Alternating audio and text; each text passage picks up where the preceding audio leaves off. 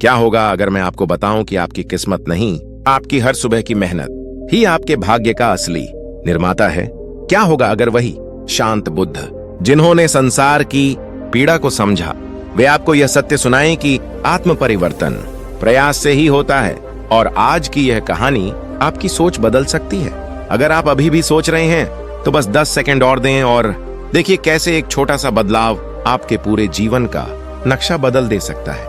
नमस्कार दोस्तों, आज फिर से स्वागत नहीं अभिनंदन है आपका अपने चैनल बुद्ध ब्लेसिंग इंस्पायर में आधुनिक जीवन के संदर्भों में, ताकि हर शब्द आपके जीवन में एक प्रकाश बनकर आए। मैं आपका मित्र और आज हम एक ऐसी यात्रा पर हैं जहां हम सीखेंगे कि किस्मत पर भरोसा छोड़कर मेहनत पर कैसे भरोसा किया जाए। वैसे तरीके जिनसे आप हर दिन थोड़ा थोड़ा करके अपनी किस्मत को ही बदल देते हैं। इसका पूरा अर्थ समझने के लिए आप शुरुआत से लेकर आखिर तक बने रहिए, क्योंकि यही वो कहानी है जो अक्सर हमें अंदर से जगाती है। अगर आप इस चैनल से जुड़कर अपने अंदर के बदलाव को पक्का करना चाहते हैं तो प्लीज वीडियो को लाइक करें, शेयर करें और सब्सक्राइब करें। नीचे कमेंट में नमो बुद्धा लिखकर अपनी उपस्थिति दर्ज कराना न भूलें। यह छोटा सा कदम आपकी पहली प्रतिज्ञा है कि आप सुन रहे हैं और बदलना चाह रहे हैं। अब हम शांतिपूर्ण तरीके से शुरू करते हैं। एक कहानी, एक अनुभव और बुद्ध की वह सूक्ष्म समझ जो हमें बताती है कि किस्मत कोई रहस्यमयी ताकत नहीं, बल्कि लगातार किए गए छोटे छोटे कर्मों का कुल है। यह कहानी किसी शहर के करीब के छोटे से गांव की है, जहां एक युवा था। नाम उसके जीवन में बड़ी सी आशा थी, पर किस्मत के नाम से निराशा भी। वह युवक अक्सर बैठकर सोचता, यदि भाग्य अच्छा होता तो मैं आगे बढ़ जाता। पर बुद्ध की कहानियां आज हमें यही सिखाती हैं कि भाग्य तभी बदलता है जब हम अपने कर्म बदलते हैं, और यह समझने के लिए हमें कदम दर कदम चलना होगा, साधारण परिश्रम से लेकर अनवरत धैर्य तक। युवक का नाम था अनिकेत। अनिकेत का बचपन भी वैसा ही था जैसा कई लोगों का होता है। सीमित संसाधन, बहुत सी जिम्मेदारियां और उम्मीदों के बीच की एक निरंतर बेचैनी। एक दिन गांव में बुजुर्गों का एक समूह आया, जिन्होंने बुद्ध की बातें सुनाई। उन्होंने कहा, जो व्यक्ति अपनी आंखों में सत्य देखता है और अपने हाथों में कर्म रखता है, वही अपने भाग्य का निर्माता बनता है। अनिकेत ने यह सुनकर कहा, यदि भाग्य नहीं बदलता तो क्या करना चाहिए? बुजुर्गों ने मुस्कुराकर कहा, किस्मत को मत देखो, मेहनत को देखो। और यही वाक्य अनिकेत के जीवन का मोड़ बना। उसने निर्णय लिया कि अब वह रोज छोटे छोटे काम करेगा, हर दिन कुछ नया सीखना, हर दिन खुद को थोड़ा बेहतर बनाना। और यही से शुरू हुआ उसका वास्तविक परिवर्तन। बुद्ध की शिक्षाएं हमें बताते हैं कि जीवन में 3 चीजें हमें रोकती हैं: अनिश्चितता का भय, आलस्य और गलत धारणाएं। अगर आप सोचते हैं कि किस्मत पर भरोसा रखकर बैठेंगे तो आलस्य और भय आपकी प्रगति रोक लेंगे। पर जब आप मेहनत को अपना धर्म बना लेते हैं तो हर भय कम होता है। अनिकेत ने अपने अंदर एक नियम बनाया कि वह हर सुबह सूरज के पहले उठेगा और अपने छोटे छोटे लक्ष्यों की सूची बनाएगा। कभी कभी यह सूची सिर्फ एक चीज होती, आज मैं एक नया शब्द सीखूंगा, या आज मैं अपने शारीरिक स्वास्थ्य के लिए पैदल चलूंगा। छोटे कदम, नियमितता और समर्पण, यही वह मंत्र था जिसे उसने अपनाया। और फिर महज कुछ महीनों में ही उसके अंदर परिवर्तन दिखने लगा। आत्मविश्वास बढ़ा, सोच सूचनात्मक हुई और अवसरों को पहचानने की क्षमता विकसित हुई। यहाँ एक सूक्ष्म परंतु गहरा सत्य है जिसे बुद्ध बार बार बताते थे। परिणाम तुरंत नहीं मिलते, पर कर्म की दिशा हमेशा परिणाम की ओर ले जाती है। अनिकेत ने जाना कि मेहनत का अर्थ सिर्फ शारीरिक श्रम नहीं, बल्कि मानसिक अनुशासन, निरंतर अभ्यास और स्व विकास भी है। उसने अपने दिमाग को प्रशिक्षित किया, हर दिन एक छोटा पुस्तकांश पढ़ना, एक छोटी ध्यान की प्रैक्टिस करना और अपने दिन का हिसाब रखना कि किस तरह उसने समय लगाया। इससे उसकी दृष्टि साफ हुई। पहले जो चीजें उसे भाग्य की वजह से असंभव लगती थीं, वे अब योजनाओं और प्रयासों के जरिए संभव लगने लगीं। और यही बुद्ध की सबसे नाजुक बात है।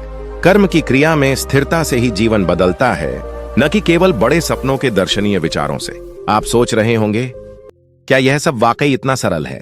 हाँ, सरल है, पर आसान नहीं। मेहनत करना, हर दिन वही छोटे कदम उठाना, कई बार पूरी तरह अकेला लड़ना, यह कठिन है।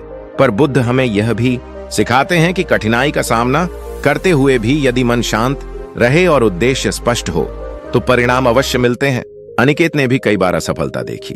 कोई नया कौशल सीखते समय असफलता मिली, कोई परियोजना अधूरी रही और कई बार सामाजिक दबाव ने उसे रोकने की कोशिश की, पर उसने हर असफलता से सीखा और अगली बार उस अनुभव को अपनी मेहनत की सूझ में बदल दिया। यही अंतर है। जो व्यक्ति किस्मत को दोष देता है वह अनुभव से नहीं सीखता।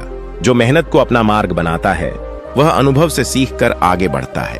और बुद्ध की सिखावन में एक और कड़ी है, धैर्य। मेहनत का अर्थ तत्काल परिणामों की तलाश नहीं, बल्कि दीर्घकालिक दृष्टि रखना है। अनिकेत ने देखा कि जब तक उसने धैर्य नहीं रखा, असफलताएं उसे परेशान करती रहीं। पर जैसे ही उसने धैर्य को अपनाया, उसने देखा कि छोटे छोटे प्रयासों के जोड़ से बड़े अवसर बनते हैं। उदाहरण के तौर पर, एक दिन उसने किसी छोटे से शहर के पुस्तकालय में स्थानीय लोगों के लिए मुफ्त कक्षाएं देना शुरू किया। शुरुआत में केवल 2-3 लोग आते थे, पर उसने निरंतरता बरती। महीनों बाद वही कक्षाएं अधिक लोगों के लिए उपयोगी साबित हुईं। लोगों ने अनिकेत की निष्ठा को पहचाना और धीरे धीरे उसके प्रयासों को मूल्य मिला। यह सफलता किस्मत से नहीं, उसकी मेहनत और उसके धैर्य से आई थी। जब आप मेहनत को अपना धर्म बना लेते हैं तो आपका नजरिया बदल जाता है। आप अवसर देखने लगते हैं जहां पहले आप समस्या देखते थे। बुद्ध हमेशा कहते थे कि चेतना की दिशा बदलने पर ही वास्तविकता बदलती है। अनिकेत ने अपनी चेतना का दोहन किया। वह समस्याओं का वर्णन करना कम कर दिया और समाधान खोजने में समय दिए। इस बदलाव ने उसके रिश्तों को भी सुधार दिया। उसने जाना कि किसी भी परिस्थिति में अपनी भूमिका क्या है। क्या वह भाग्य को दोष दे रहा है या क्या वह उस परिस्थिति में कुछ कर सकता है। हमेशा दूसरा विकल्प चुनना, अपनी भूमिका निभाना, यही असली मेहनत थी। अब आप सोचिए, क्या आप भी अनिकेत की तरह अपनी किस्मत बदलना चाहते हैं? सबसे पहले कदम है स्वीकार करना कि हर महान परिवर्तन छोटी शुरुआत से होता है। बुद्ध की परंपरा में सतीपठाना की भावना होती है। अपने विचारों, अपने शब्दों और अपने कर्मों पर लगातार ध्यान देना।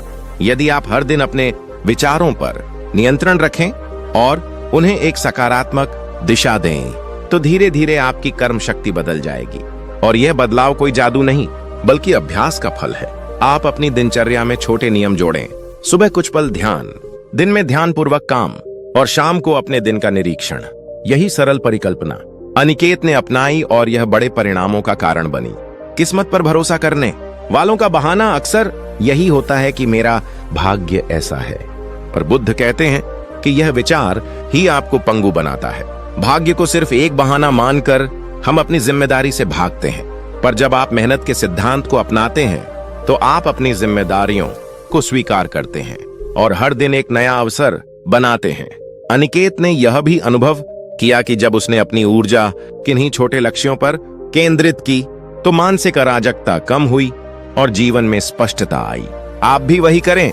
अपने छोटे छोटे लक्ष्यों को पहचानें, उनसे जुड़कर चलने का अभ्यास करें और फिर देखिए कैसे आपकी दुनिया बदलती है। यहाँ एक और महत्वपूर्ण तत्व है, समुदाय और संगति। बुद्ध की शिक्षाएं अकेले साधना से भी जुड़ी हैं, पर सामाजिक समर्थन भी उतना ही महत्वपूर्ण है। अनिकेत ने अपने प्रयासों में कुछ दोस्तों और गांव के बुजुर्गों को शामिल किया। उन्होंने उसे मार्गदर्शन दिया और कठिन समय में सहारा दिया। आप भी अपनी यात्रा दूसरों से बांटें। सही लोगों के साथ रहकर आप न केवल प्रेरित रहेंगे, बल्कि आपको सही परामर्श भी मिलेगा।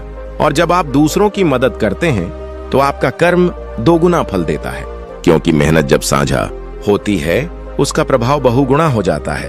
अब उन कुछ व्यवहारिक टिप्स की बात करें जो बुद्ध की शिक्षाओं से निकली हैं और जिन्हें आप आज ही लागू कर सकते हैं। अपने समय का लेखा जोखा रखें, अनावश्यक आशंकाओं को पहचानें और उन्हें चुनौती दें। अपनी ऊर्जा को लक्ष्यपरक बनाएं और नियमित अभ्यास के माध्यम से अपने कौशलों को सुधारें। पर मैं आपको यह सब सूचियों के रूप में नहीं दूंगा, क्योंकि आपने कहा था कि आप पॉइंट्स नहीं चाहते। इसलिए मैं इसे एक भावनात्मक और व्यावहारिक कथा के रूप में साझा कर रहा हूं। कल्पना कीजिए कि हर सुबह आपकी मेहनत एक बीज है और हर दिन उसका पानी। समय के साथ वही बीज वृक्ष बनता है और उस वृक्ष की छाया आपका नया भाग्य बन जाती है। इस प्रक्रिया को समझना और अपनाना ही बुद्ध का संदेश है। कर्म का महत्व, सामर्थ्य की अनुभूति और आत्मविश्वास का विकास। जब आप मेहनत को अपनाते हैं तो आपका सकारात्मक बदलाव सिर्फ आपकी सफलता तक सीमित नहीं रहता, यह आपके रिश्तों, आपकी मानसिक शांति और आपकी आत्मसम्मान में भी परिलक्षित होता है। अनिकेत ने देखा कि जैसे जैसे उसकी मेहनत के परिणाम आए। गांव के लोग उसके प्रति एक नया सम्मान दिखाने लगे। यह सम्मान किस्मत से नहीं, उसकी सतत मेहनत से उपजा था। और यही सबसे बड़ा उपहार है कि आपकी मेहनत से आप समाज में एक बेहतर स्थान बना लेते हैं और वही स्थान आपकी असली विरासत बनती है।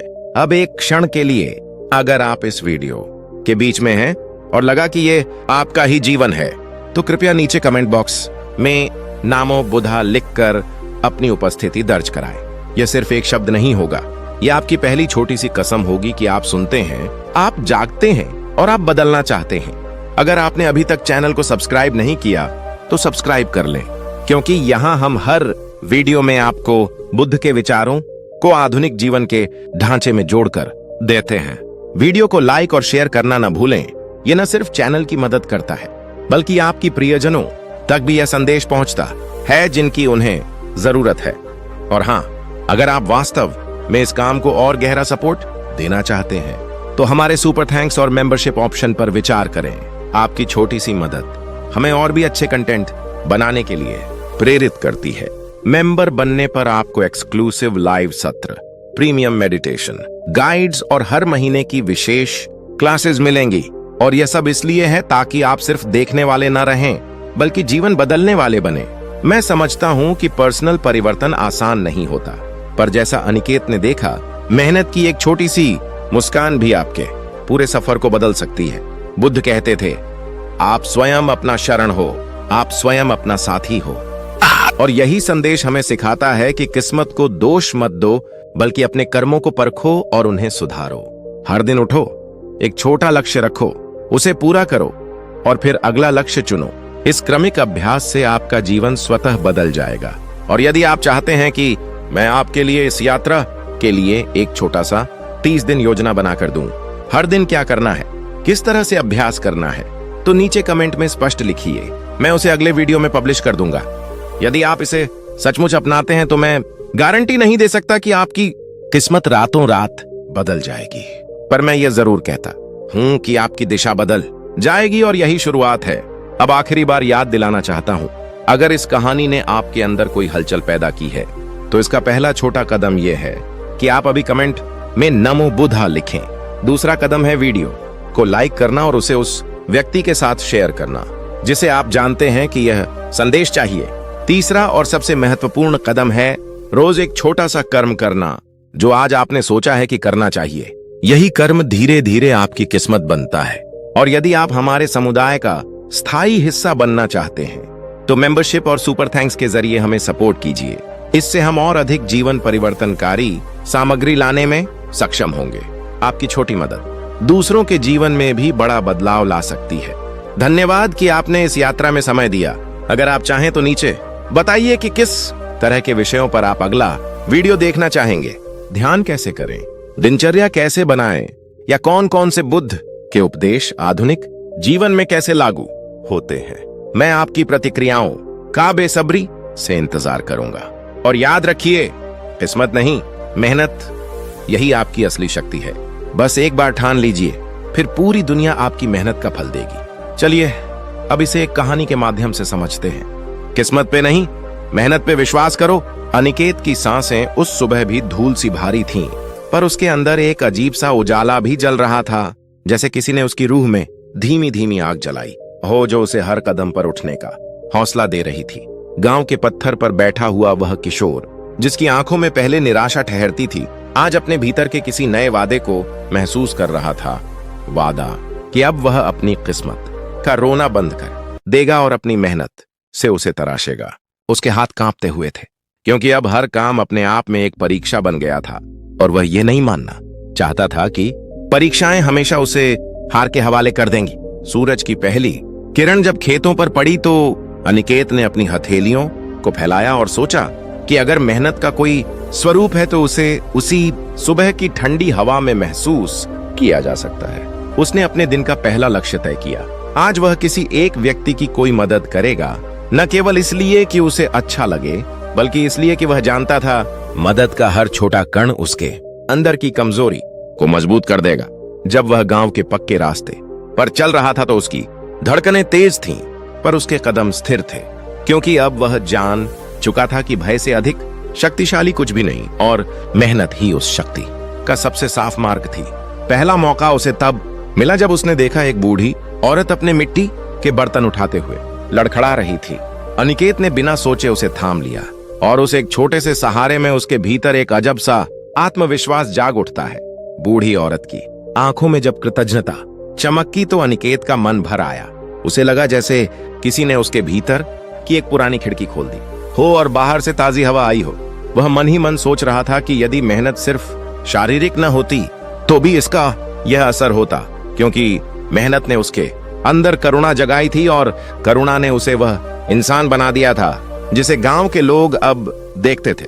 दिन बीतता गया और अनिकेत ने छोटे छोटे कर्मों की एक लंबी सी रस्सी बनानी शुरू कर दी। कुछ पढ़ाने की कक्षाएं, कुछ मिट्टी की दीवारों पर रंग चढ़ाना, किसी बच्चे को सिक्के देकर नहीं बल्कि उसे सीखने का मौका देना। हर कर्म में उसका दिल धड़कता, और हर धड़कन के साथ एक नई उम्मीद भी पलती, जैसे उसकी मेहनत की बीज हर दिन थोड़ा थोड़ा अंकुर ले रही हो। कभी कभी जब उसे कठिनाइयां मिली तो वह रात में चुपचाप बैठकर अपने भीतर की आवाजों से लड़ता। वे आवाजें कहती कि आराम कर लो, भाग्य ही तुम्हारा कुछ नहीं बनने देगा। पर उसकी मेहनत ने उसे यह सिखाया कि आवाजों को सुनो पर उनका गुलाम मत बनो। वह अपने लिए नियम बना चुका था। प्रत्येक दिन सुबह ध्यान, 2 घंटे पढ़ाई और कम से कम एक व्यक्ति की मदद, और यह नियम उसकी रोजमर्रा की एक तीव्र पूजा बन गया, जिसमें उसकी आत्मा शांत भी हुई और उज्जवल भी। धीरे धीरे गांव के लोग भी उसकी मेहनत देखकर चकित होने लगे।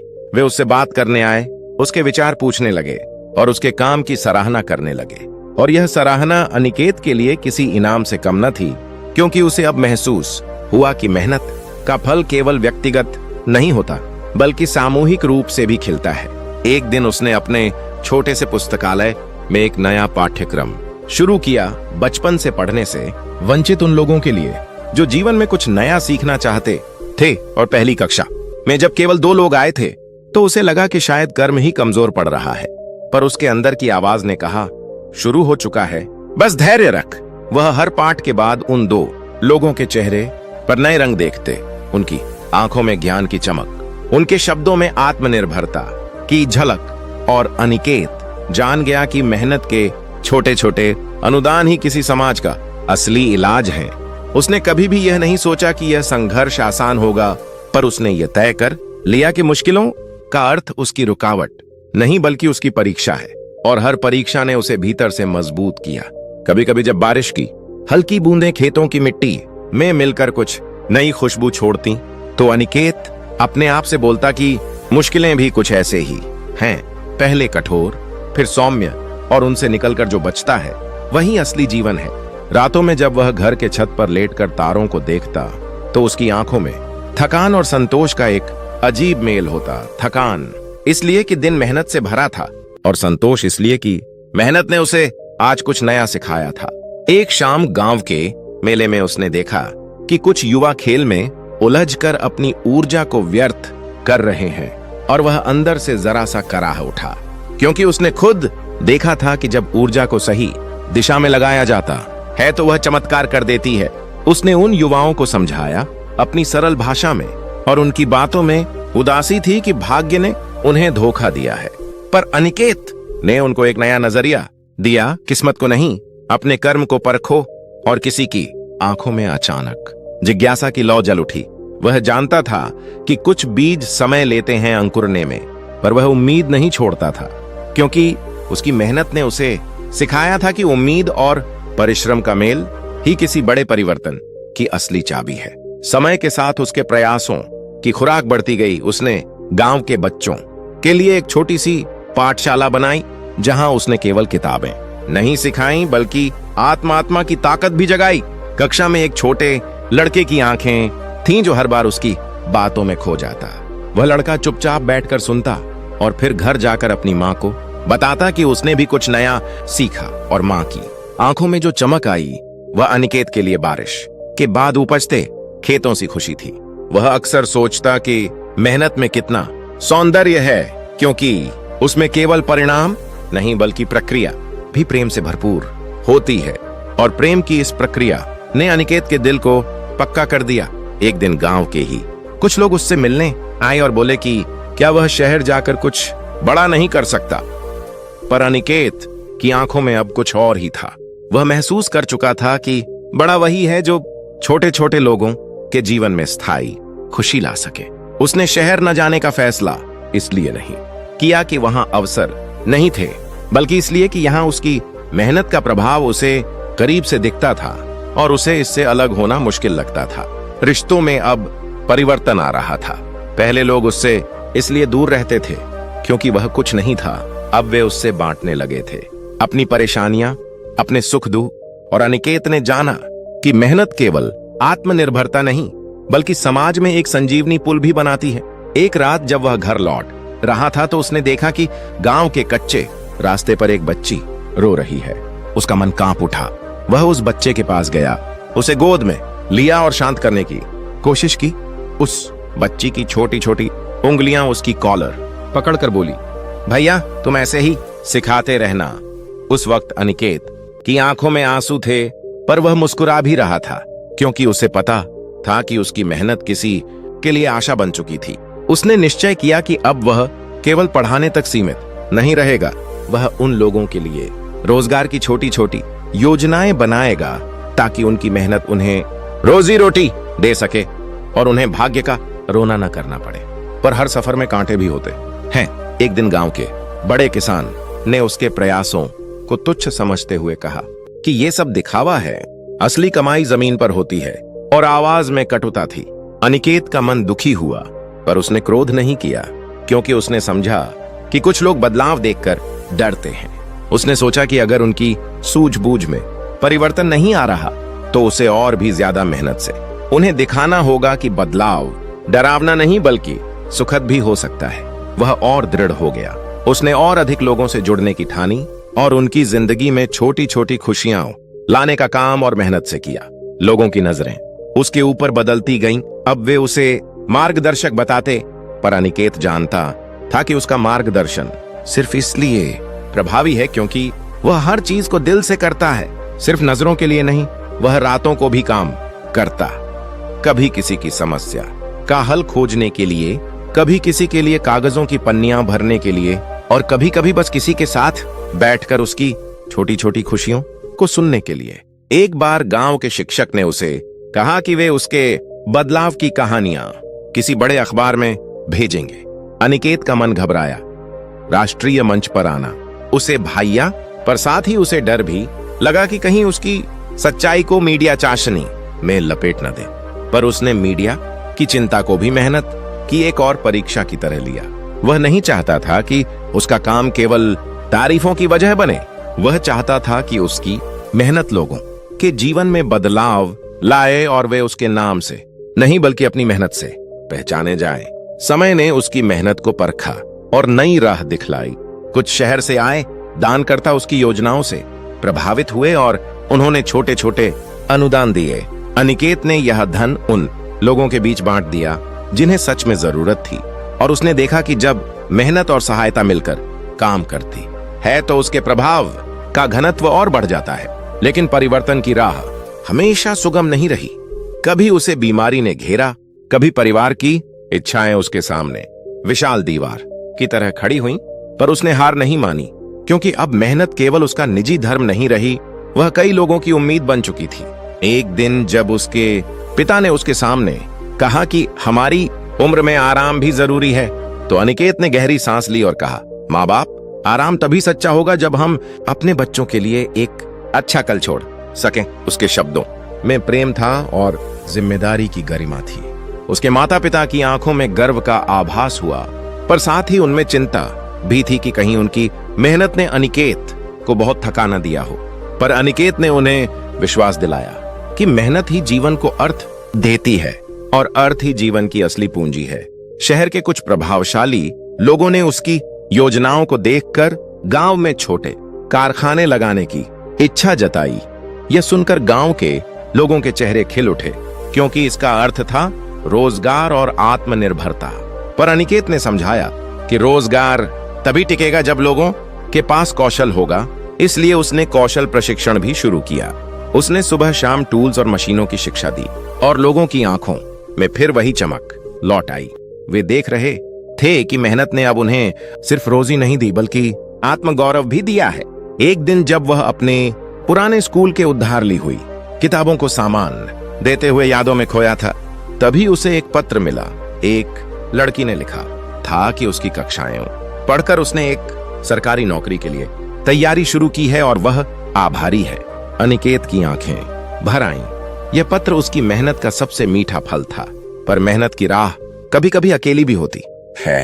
रातों को जब वह अपने छोटे से कमरे में बैठकर अगली योजना बनाता, तब उसे अपने भीतर की एक अजीब सी तन्हाई महसूस होती, एक ऐसी खामोशी जिसमें उसकी सारी उम्मीदें भी गूंजती। उसने उस खामोशी को भी अपना मित्र बना लिया। वह अब जान चुका था कि खामोशी में ही अक्सर आत्मा का संगीत छिपा होता है, और वही संगीत उसे अगले दिन और अधिक मेहनत के लिए ऊर्जित कर देता था।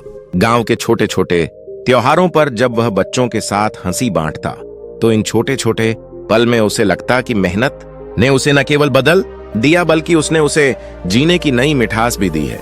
फिर एक दिन अ सडन ट्विस्ट, गांव में एक मंदी आई, फसलें कम हुई और लोगों के चेहरे पर चिंता की परत गहरी हो गई। अनिकेत ने देखा कि इस बार केवल उसकी पुरानी मेहनत पर्याप्त नहीं होगी, उसे कुछ नया करना होगा, कुछ ऐसा जिससे गांव के लोग ओझल आर्थिक संकट से उबर सकें। वह दिन रात विचार करने लगा, मानो हर समस्या उसकी अपनी समझ में झांक रही हो और उसे आदेश दे रही हो कि अब दीर्घकालीन सोच की जरूरत है। उसने अपनी पुरानी तर्ज पर काम नहीं किया, अब उसे चाहिए था नए तरीके, नई तकनीक और सबसे बढ़कर लोगों का विश्वास कि वे खुद अपनी किस्मत बदल सकते हैं। उसने शहर के उन दानदाताओं से फिर मुलाकात करके कहा कि अब केवल धन नहीं बल्कि शिक्षा, सहायता और बाजार से जोड़ने के अवसर चाहिए, ताकि लोग अपनी मेहनत का पूरा मूल्य पा सकें। और दानदाताओं की आंखों में भी इस बार गंभीरता थी, क्योंकि वे भी देख रहे थे कि मेहनत का असर केवल भावनात्मक नहीं बल्कि आर्थिक रूप से भी जरूरी है। जब नई योजनाएं चलने लगीं, तो पहली बार गांव के कई लोगों ने महसूस किया कि किस्मत पर भरोसा छोड़कर मेहनत ने उन्हें वास्तविक विकल्प दिए हैं, और यह बदलने वाली भावना जैसे धीरे धीरे एक आम संवेदना बन गई। पर हर कदम पर अनिकेत के मन में एक सवाल बार बार गूंजता, क्या यह परिवर्तन टिकेगा? क्या उसकी मेहनत का यह समुच्चय उन भविष्य की तपिशों में भी जिंदा रहेगा? यह डर उसके भीतर था, पर अब वह डर उसे रोक नहीं पाता। वह केवल उसे देखता और फिर उससे सीख कर आगे बढ़ता। एक शाम जब गांव की चौपाल में लोग नए व्यवसाय की योजनाओं पर चर्चा कर रहे थे, अनिकेत ने देखा कि एक पुराना मित्र जो पहले उसकी तरफ रम नहीं बैठता था, अब खुले मन से उसकी योजनाओं का समर्थन कर रहा था। उसने महसूस किया कि मेहनत ने न केवल व्यक्ति बदले बल्कि मन भी। और फिर एक अनपेक्षित घटना, जब गांव के पास वाली नदी अचानक उफान पर आई, तब सारी मेहनत एक नाजुक मोड़ पर आकर खड़ी हो गई। खेत जल गए, राहें बुरी तरह क्षतिग्रस्त हुईं और लोग भयभीत हो उठे। अनिकेत की आत्मा अंदर तक हिल गई, पर वह रुक नहीं सका। उसने मजदूरी की व्यवस्था की, लोगों को सुरक्षित स्थानों तक पहुंचाया और खुद की थकान को किसी और के दर्द की सांझ बनाकर काम में लगा दिया। उस संकट की रात उसने महसूस किया कि मेहनत केवल योजनाएं नहीं बल्कि सहानुभूति और बलिदान भी मांगती है। और जब उसने लोगों के लिए पानी बांटा, तो उसकी आत्मा को एक अलग तरह का संतोष मिला। वह संतोष जो केवल सफलताओं में नहीं बल्कि कठिनाइयों में भी साथ निभाने से मिलता है। मुश्किल गुजर गई, पर गांव का नजारा बदला हुआ दिखा। लोगों ने मिलकर न केवल अपने घर बनाए बल्कि अपने सपनों को भी नया आकार दिया। अनिकेत ने देखा कि उसकी मेहनत का असर अब केवल उसकी कक्षाओं तक सीमित नहीं रहा। यह गांव की नई पीढ़ी में घुल गया थी, जो अब भाग्य पर बहाने कम और परिश्रम पर विश्वास ज्यादा कर रही थी। और उसी क्षण जब वह गांव के एक बच्चे को स्कूल भेजते हुए हंसी के साथ देख रहा था, अनिकेत ने अपनी उंगली आसमान की ओर उठाई। नहीं, वह किसी ईश्वरीय हस्तक्षेप की कामना नहीं कर रहा था। वह केवल यह महसूस कर रहा था कि मेहनत ने उसे एक ऐसी दिशा दी थी जहां से लौटने का कोई मतलब नहीं। पर कहानी अभी अधूरी थी, क्योंकि अभी भी बहुत से मौके थे जहां मेहनत को परखना बाकी था। अभी भी बहुत से रिश्ते थे जिन्हें जोड़ना था, और अभी भी वह भीतर की आवाज सुन रहा था जो कहती थी, और भी लिखो, और भी कर दिखाओ, क्योंकि अभी तुम्हारी असली परीक्षा बाकी है। अनिकेत की सांसों में अब एक अलग तरह की ठहराव थी। उस ठहराव में संघर्ष की थकान भी थी और किसी बड़ी जीत की नरम सी उम्मीद भी। गांव की गलियों में जब वो चलता, लोगों की निगाहें पहले की तरह जिज्ञासु नहीं रहीं, वे अब किसी तरह की श्रद्धा लिए हुए मिली। यह श्रद्धा उसे कभी भारी लगी, पर आज उसे यह भार बल बना दिखा। कभी कभी वह दिन रात के कामों के बीच खुद को भूल जाता, पर जब किसी बच्चे की आंखों में चमक देखता तो समझ जाता कि उसकी छोटी छोटी रातों की जद्दोजहद किस जगह खिल रही है। समय ने उसे सिखाया था कि मेहनत सिर्फ कड़ा परिश्रम नहीं, बल्कि सही दिशा में निरंतर छोटे छोटे कदम भी होते हैं, और उन कदमों का जोड़ किसी नदी से बड़ा परिवर्तन ला सकता है। उस मंदी और बाढ़ के बाद गांव फिर से संभल रहा था, पर इस बार कुछ अलग था। लोगों में निष्क्रियता का रोग कम और पहल की ललक ज्यादा दिखने लगी थी। और अनिकेत का दिल हर सुबह इस बदलाव की गूंज से भर उठता। वह जानता था कि परिवर्तन टिकाऊ तभी होगा जब युवा पीढ़ी में आत्मनिर्भरता की जड़ें पक्की होंगी। इसलिए उसने शिक्षा के साथ साथ कौशल प्रशिक्षण पर भी अपनी मेहनत झोंक दी। हाथों की कारीगरी, मिट्टी के बर्तन, सिलाई बुनाई, छोटे छोटे व्यापार की समझ, सब कुछ वह इतनी निस्वार्थ भाव से सिखाता कि लोग कभी कभी चकित रह जाते। उसकी इन कक्षाओं में सिर्फ ज्ञान नहीं मिलता था, वहां आत्मसम्मान उगता था, आशा खुलती थी और आत्मविश्वास की पताकाएं लहरा उठती थीं। एक शाम जब सूरज ढल रहा था और खेतों की मिट्टी अभी भी गर्म थी, गांव की एक औरत ने अनिकेत की आंखों में देखते हुए कहा, तुम्हारी मेहनत से हमारे घरों में अब हंसी लौट आई है। उस सरल वाक्य में जो कृतज्ञता थी, वह अनिकेत के लिए किसी पुरस्कार से कम न थी। पर परिवर्तन हमेशा सुमधुर गीत नहीं होता। कभी कभी उसकी धुन में तेज सी धार भी होती है जो मन को चीर देती है। एक दिन गांव के पास के शहर में कुछ व्यापारियों ने सस्ते घटिया गुणवत्ता के सामानों का बड़ा गोदाम खुलवाया और वे गांव के स्थानीय कारीगरों के उत्पादों से सस्ता भाव में बाजार भरने लगे। कई लोगों की आंखों में भय की परत उतर आई। क्या उनकी मेहनत का मूल्य घटने लगेगा? क्या उनके बनाए हाथों का सम्मान खत्म होगा? अनिकेत ने यह देखकर रातों रात बैठकर योजना बनाई। वह जानता था कि सस्ता कभी टिकाऊ नहीं रहता और गुणवत्ता ही अंतिम सल्तनत है। उन्होंने स्थानीय उत्पादन में सुधार लाने और उत्पादों की गुणवत्ता बढ़ाने के लिए सामूहिक कारखाने जैसा कुछ नहीं, बल्कि एक सहकारी संचालक मंडल बनाया। वहां हर कारीगर की बात सुनी गई और साथ मिलकर उन्होंने अपने उत्पादों को बेहतर पैकेजिंग और असली कहानी के साथ बाजार में फिर से उतारा। उनका आत्मविश्वास और मेहनत का सच बताने वाली कहानी अब खरीदारों को छूने लगी। धीरे धीरे बाजार में उनकी पहचान लौट आई। लोग सस्ते और तात्कालिक चीजों से उकताए हुए थे और अब वे टिकाऊ, स्थानीय और मानवीय उत्पादों की ओर लौट रहे थे। यह जीत केवल आर्थिक नहीं थी, यह आत्मेंद्रिय संतोष की जीत थी कि मेहनत का सच्चा फल आखिरकार मिलता है। लेकिन जीवन ने अनिकेत पर और भी भारी सबक रख दिए। किसी भी उपलब्धि का असली मोल तब समझ आता है जब उसे बचाए रखने की जिम्मेदारी भी आप पर आ जाती है। गांव में बड़ी बड़ी परियोजनाएं चलने लगी। किसी में फंडिंग आई, किसी में शहर से मार्गदर्शन मिला, पर हर नई छोटी के साथ चुनौतियां भी आईं। किसी तकनीक की असफलता, किसी दलगत मतभेद और कभी कभी उन लोगों की सूनी नजर जो पहले आपकी पीठ पर तरसते थे। एक बार सहकारी मंडल में कुछ लोग आपसी मतभेद के चलते अलग अलग समूहों में बंट गए। छोटे छोटे झगड़े बड़े विवाद का रूप लेने लगे और अनिकेत का मन भारी हो गया।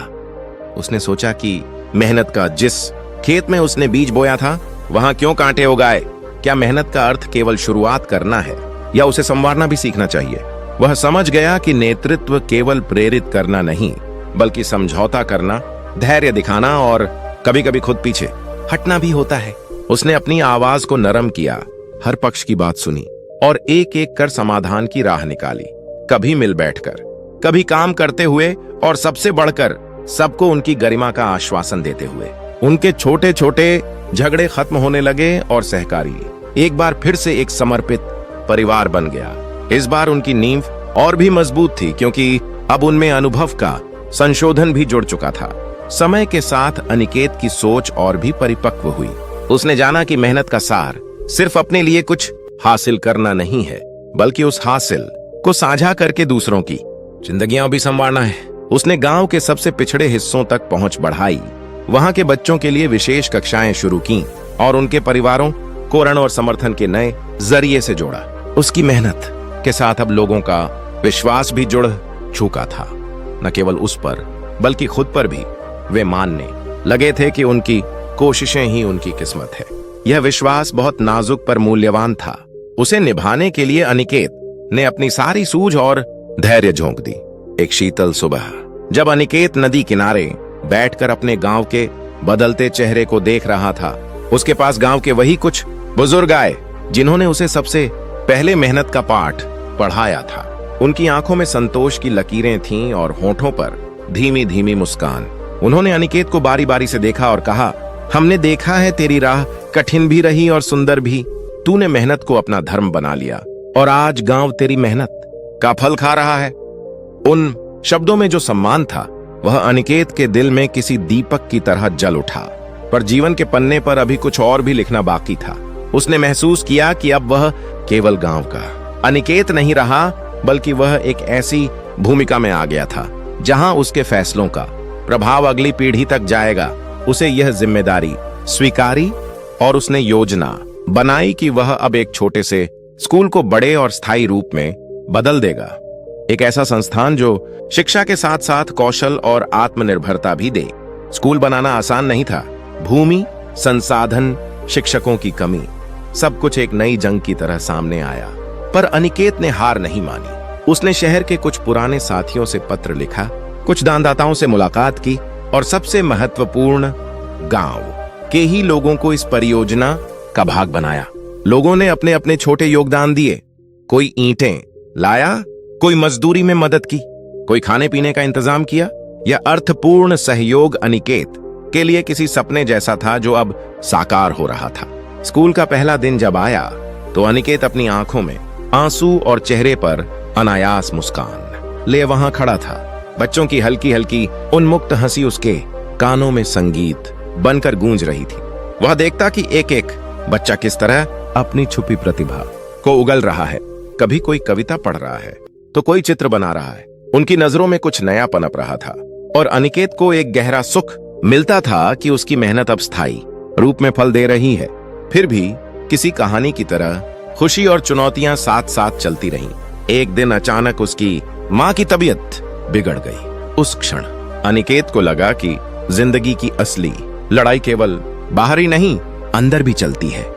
उसने अपनी मां के हाथ थामे रातें जगकर उसकी सेवा की और देखा कि परिवार भी उसकी जिम्मेदारी का एक अहम हिस्सा है। मेहनत का अर्थ केवल समाज में कुछ करना नहीं, परिवार की खुशियों में भी बराबर हिस्सेदारी करना है। मां की स्वास्थ्य धीरे धीरे सुधरी और अनिकेत ने यह सबक भी सीखा कि मेहनत के साथ संतुलन रखना जरूरी है, क्योंकि अगर आप खुद टूट जाए तो आपकी मेहनत भी अर्थहीन हो जाएगी। उसने अपने जीवन में छोटे छोटे विरामों को जोड़ना सीखा। कभी गांव के पास के पेड़ के नीचे बैठकर चाय पीना, कभी बच्चों के साथ खेलना और कभी सुस्त शामों में अपने पिता के साथ खेतों की पुरानी यादें ताजा करना। वर्षों की मेहनत ने उसका चेहरा बदल दिया। थोड़ी थोड़ी झुर्रियां, पर आत्मा में एक गहरा संगीत भी जो हर सुबह उसे उठने का कारण देता। गांव अब धीरे धीरे समृद्ध दिखने लगा। घरों में छोटी छोटी सुख सुविधाएं आईं, बच्चे पढ़ने लगे और कुछ युवा तो शहरों में जाकर अपनी किस्मत का दूसरा अध्याय शुरू करने लगे। वे गांव छोड़कर नहीं गए थे। वे लौट आते और अपनी कमाई का एक हिस्सा गांव की तरक्की में लगाते। यह चक्री एक नए समझौते की तरह काम कर रही थी। कहते हैं ना, मेहनत का फल तभी सच्चा होता है जब वह वापसी में और भी लोगों को रोशन करे। एक दिन गांव के चौपाल में एक बड़ा समारोह हुआ। स्कूल की एक वर्षगांठ और सहकारी मंडल की सफलता का जश्न। पूरे गांव ने मिलकर मेजबानी की। बूढ़े और बच्चे, व्यापारी और किसान सब एक साथ थे। अनिकेत मंच पर खड़ा था, पर उसकी आंखें भीड़ में कहीं खोई एक छोटी सी शख्सियत की तलाश कर रही थीं। और जब उसने अपनी मां को देखा तो अचानक उसके भीतर जो भाव उमड़ा वह शब्दों में बयां नहीं हुआ। वे लोग जो उसके साथ शुरू से थे, उनकी आंखों में वही गर्व था जिसका उसने बचपन में सपना देखा था। पर इस बार गर्व में एक शांति भी थी। यह शांति बताती थी कि मेहनत ने जीवन को एक उद्देश्य दे दिया था और वह उद्देश्य अब समुदाय की नई पहचान बन चुका था। समारोह के बाद जैसे सा सब लोग अपने अपने घरों की ओर लौटने लगे, अनिकेत चुपके से नदी किनारे गया। वहां चांद की धुंधली रोशनी में उसने अपनी उन रातों को याद किया जो संघर्ष में बीती थीं। कितनी बार उसने हार महसूस की, कितनी बार रोकर थक गया, पर फिर भी उसने उठकर फिर से कोशिश की। उसने महसूस किया कि मेहनत ने उसे सिर्फ परिणाम नहीं दिए, बल्कि संघर्ष के हर क्षण में उसे एक साक्षी बनाया, एक ऐसा साक्षी जो जानता था कि उसकी हर छोटी सी पहल किसी के जीवन में आशा की लौ जला सकती है।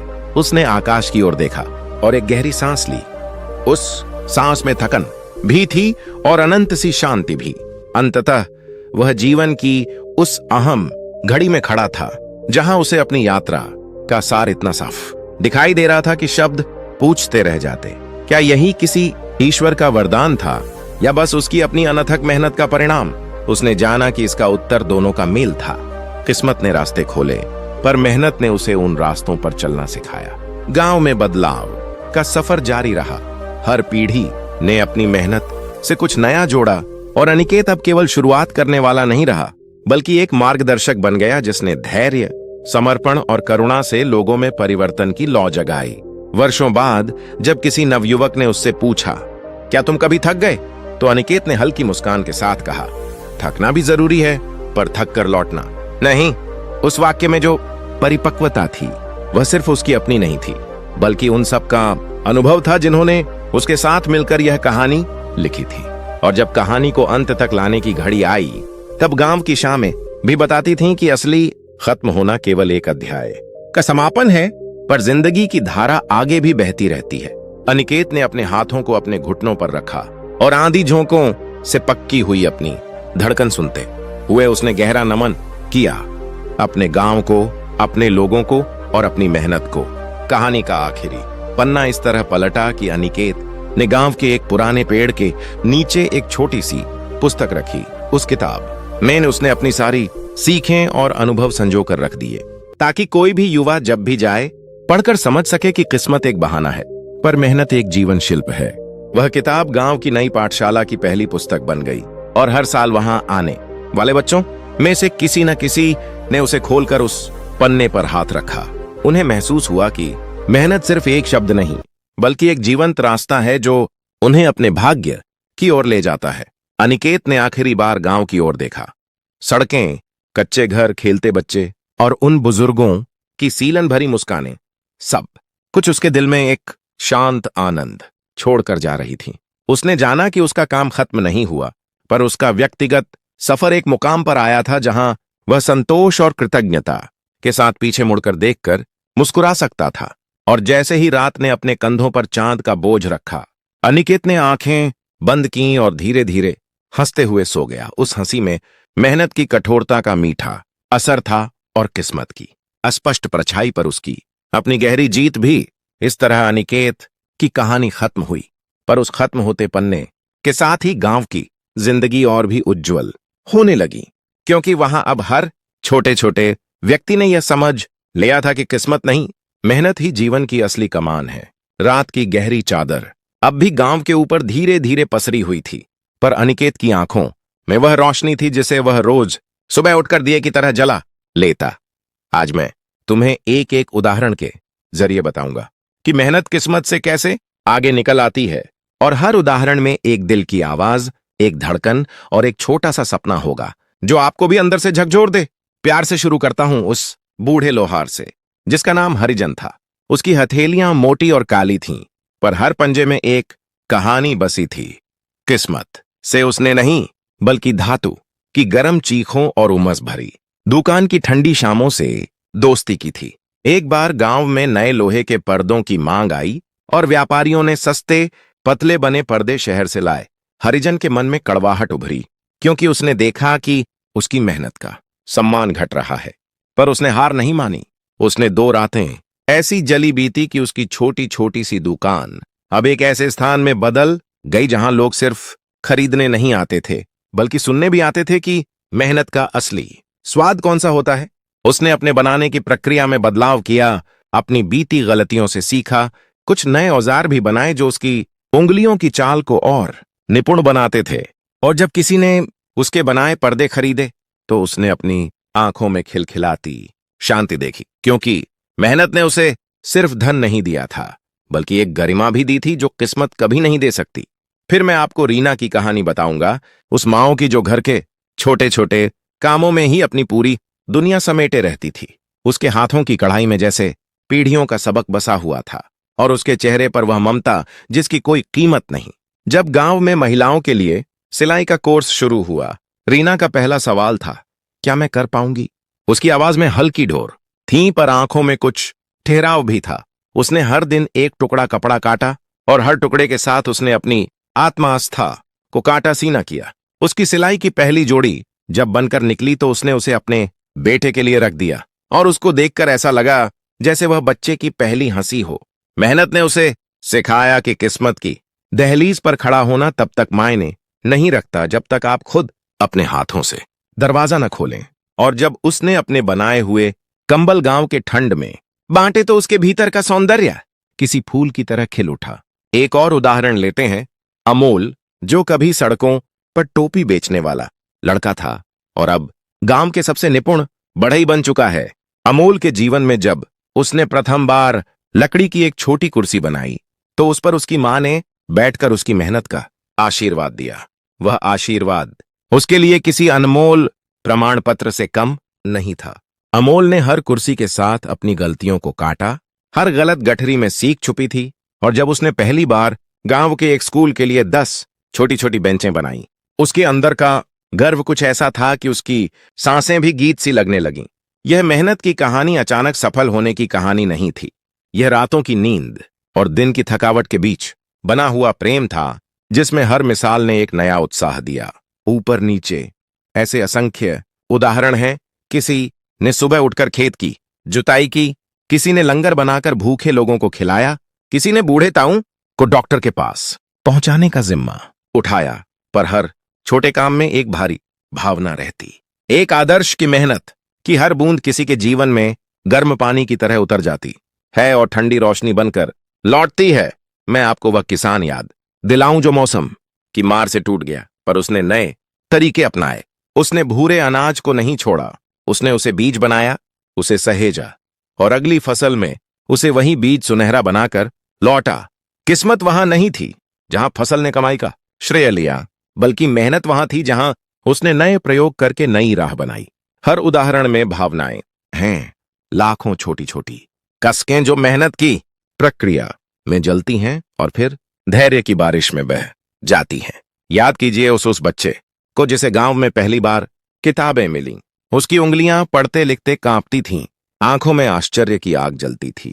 और जब उसने पहली बार धन्यवाद कहा तो उसके शब्दों में शुद्धता की ऐसी ठंडक थी कि अनिकेत की आंखें भर आईं। मैं जानता हूं कि आपने भी कभी छोटे उपहार से दिल में उठे उस सुख को महसूस किया होगा। चलिए अब एक और ठोस उदाहरण लेता हूं। एक समूह जो सुबह उठकर सोचा कि वे कुछ अलग करेंगे। वे 4 दोस्त थे, राजू, नीति, सुरभि और मनोहर, जिन्होंने मिलकर एक छोटी दुकान खोली जिसमें वे घर के बने अचार और मसाले बेचते। उनका आरंभिक दिनों का भय और अनिश्चय आपके सीने को दबो जाता। वे सोचते थे कि बाजार भरा हुआ है और वहां उनकी जगह कहां, पर उनके मन की मेहनत ने उन्हें अलग रास्ता दिखाया। उन्होंने अपने अचार में गांव की पुरानी विधि, अपने घर की यादें और अपनी मां की छोटी छोटी बातों को मिलाया। और जो हुआ वह यह कि लोग सिर्फ अचार लेने नहीं आए बल्कि उस अचार की कहानी लेने आए। एक ग्राहक की आंखों में जब चमक आई कि उसने अपने बचपन की रसोई की खुशबू पाई है, तो चारों में से किसी के गले में ऐसा नमी आई कि वे रो दिए। यह नमी मेहनत की विजय थी। और उस दिन उन्होंने जाना कि किस्मत पर भरोसा छोड़कर जब आप अपनी असली सामग्री में प्यार मिलाते हो तो दुनिया खुद आपको पहचान लेती है। मैं आपको एक उदाहरण और दूंगा जिसमें कठिनाई इतनी थी कि कभी कभी हार लगती थी। गांव के किनारे एक छोटी ऊंची चढ़ाई थी जिसे लोग कच्ची बस्ती कहते थे। वहां के बच्चों के सपने अक्सर अधूरे रह जाते थे क्योंकि स्कूल दूर था और अभाव ज्यादा। अनिकेत ने सोचा कि वह वहां एक छोटे से पक्के रास्ते का निर्माण कराकर बच्चों के सपनों को पास लाएगा। पर फंड की कमी, मार्ग की कठिनाइयां और कुछ लोगों की नकारात्मकता के बावजूद उसने ठान लिया कि वह किसी भी कीमत पर यह करके दिखाएगा। उसने रात दिन दौड़ लगाई, शहर के कुछ पुराने मित्रों से कहा, गांव वालों से छोटी छोटी मदद मांगी और धीरे धीरे वह रास्ता बनकर तैयार हुआ। जब उस पहले बच्चे ने स्कूल जाते समय अपनी मां के हाथ पकड़कर कहा, अब मुझे स्कूल जाना अच्छा लगेगा, अनिकेत की आंखों से वही आंसू फिर निकल पड़े। यह आंसू मेहनत की उस ठंडी तसल्ली की तरह थे जो किस्मत की नहीं बल्कि कर्म की देन है। और फिर वह घटना याद कीजिए जब गांव पर बाढ़ आई और सब कुछ बह जाने जैसा हुआ। लोगों के चेहरे पर वह भय, घरों की छतों से निकलती घबराहट, बच्चों की शोर सी आवाजें। पर उस दुख में भी मेहनत ने अपना रास्ता निकाला। अनिकेत और गांव वालों ने मिलकर रातों में टेंट लगाए, खाना बांटा और छोटे छोटे हाथों ने मिलकर आशा की दीवार खड़ी की। एक बूढ़ी मां जिसने अपनी खोई हुई सुई धागा याद करते हुए कहा कि अब सब कुछ खत्म हो गया। जब उसने देखा कि उसका घर फिर से बन रहा है तो उसके चेहरे पर जो भाव आया वह देखिए, वह शर्मीला पर गहन था। मेहनत ने उसकी आंखों में फिर से एक नया सूरज उगाया था। हर उदाहरण का एक भावनात्मक केंद्र होता है। कभी यह सेंटर खुशी की हल्की लहर होती है, कभी दर्द की गहरी खनक और कभी शर्म की सधी हुई आहट। पर मेहनत हर बार वे भावनाएं समझकर उसे एक नया रूप दे देती है। एक कलाकार की कहानी इस बात का जीता जागता प्रमाण है। वह रातों में खुद को काटकर मूर्तियां बनाता और उसकी काम की नर्म सी चमक तब निकली जब एक स्थानीय मेले में बच्चे उसकी मूर्ति देखकर मुस्कुराए। उस मुस्कान ने उसके भीतर की थकावट को इतनी शक्तिशाली ऊर्जा से भर दिया कि उसने फिर ठान लिया कि कला के लिए मेहनत करना ही उसकी असली किस्मत है। कभी कभी मेहनत का जमीन पर दिखने वाला परिणाम देर से आता है, पर उसके आने की खुशी और भी गहरी होती है। एक युवक जिसने सैकड़ों रिज्यूमे भेजे और हर बार इनकार मिला, उसने घर के छोटे से कोने में बैठकर रोज अंग्रेजी का अभ्यास किया, छोटी छोटी स्किल्स सीखी और 1 साल बाद जब उसके पास नौकरी आई तो उसके माता पिता की आंखों में वह प्रकाश था जैसे कोई गुमशुदा बेटा घर वापस लौटा हो। उस लौटने में मेहनत की खुशबू थी और उस खुशबू ने उसके पूरे परिवार को खुशनुमा कर दिया। और क्या कहें उन छोटी छोटी आदतों की जो किसी के जीवन में चुपके चुपके बदलाव लाती है। सुबह उठकर थोड़ा पढ़ना, किसी बुजुर्ग से बात करना, बच्चे को एक छोटी सी कविता सिखाना, इन सब छोटे छोटे उदाहरणों में मेहनत अपने असली रंग निकालती है।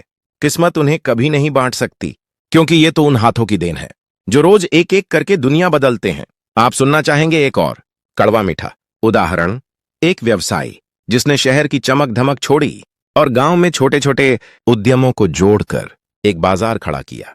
शुरू में लोगों ने उसका मजाक उड़ाया, पर उसने अपने अंदर की आवाज पर भरोसा रखा और हर छोटे व्यापारी के साथ बैठकर उनकी समस्याएं सुनी। उसकी मेहनत धीरे धीरे रंग लाई और जब गांव में पहले से मौजूद बाजार में उसकी प्रतिष्ठा स्थिर हुई तो उसने देखा कि किस्मत से नहीं बल्कि उसके लगातार प्रयासों से गांव की अर्थव्यवस्था में स्थायित्व आया।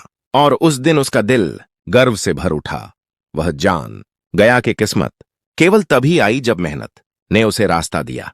मैं आपको एक और दिल छू लेने वाला उदाहरण बताऊं, एक प्रेम कहानी जैसा, पर इसमें प्रेम का केंद्र मेहनत थी। सबा और राहुल की कहानी में राहुल ने अपने पढ़ाई का समय कम करके सबा के साथ गांव में सफाई और शिक्षण कार्यों में हाथ बटाया। लोग कहते थे कि उनकी मेहनत को कोई इनाम नहीं मिलेगा, पर सबा की आंखों में राहुल की मेहनत ने एक नई कदर पैदा की।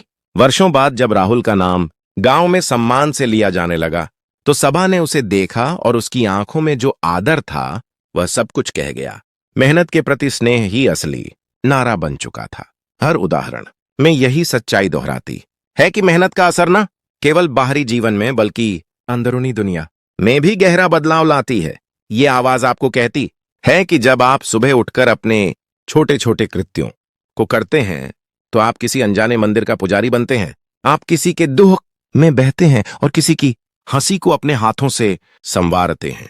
अब मैं आपसे एक अनुरोध करना चाहूंगा, इन उदाहरणों को अपने जीवन में सोचिए और देखें कि कौन सा छोटा कदम आप आज उठा सकते हैं।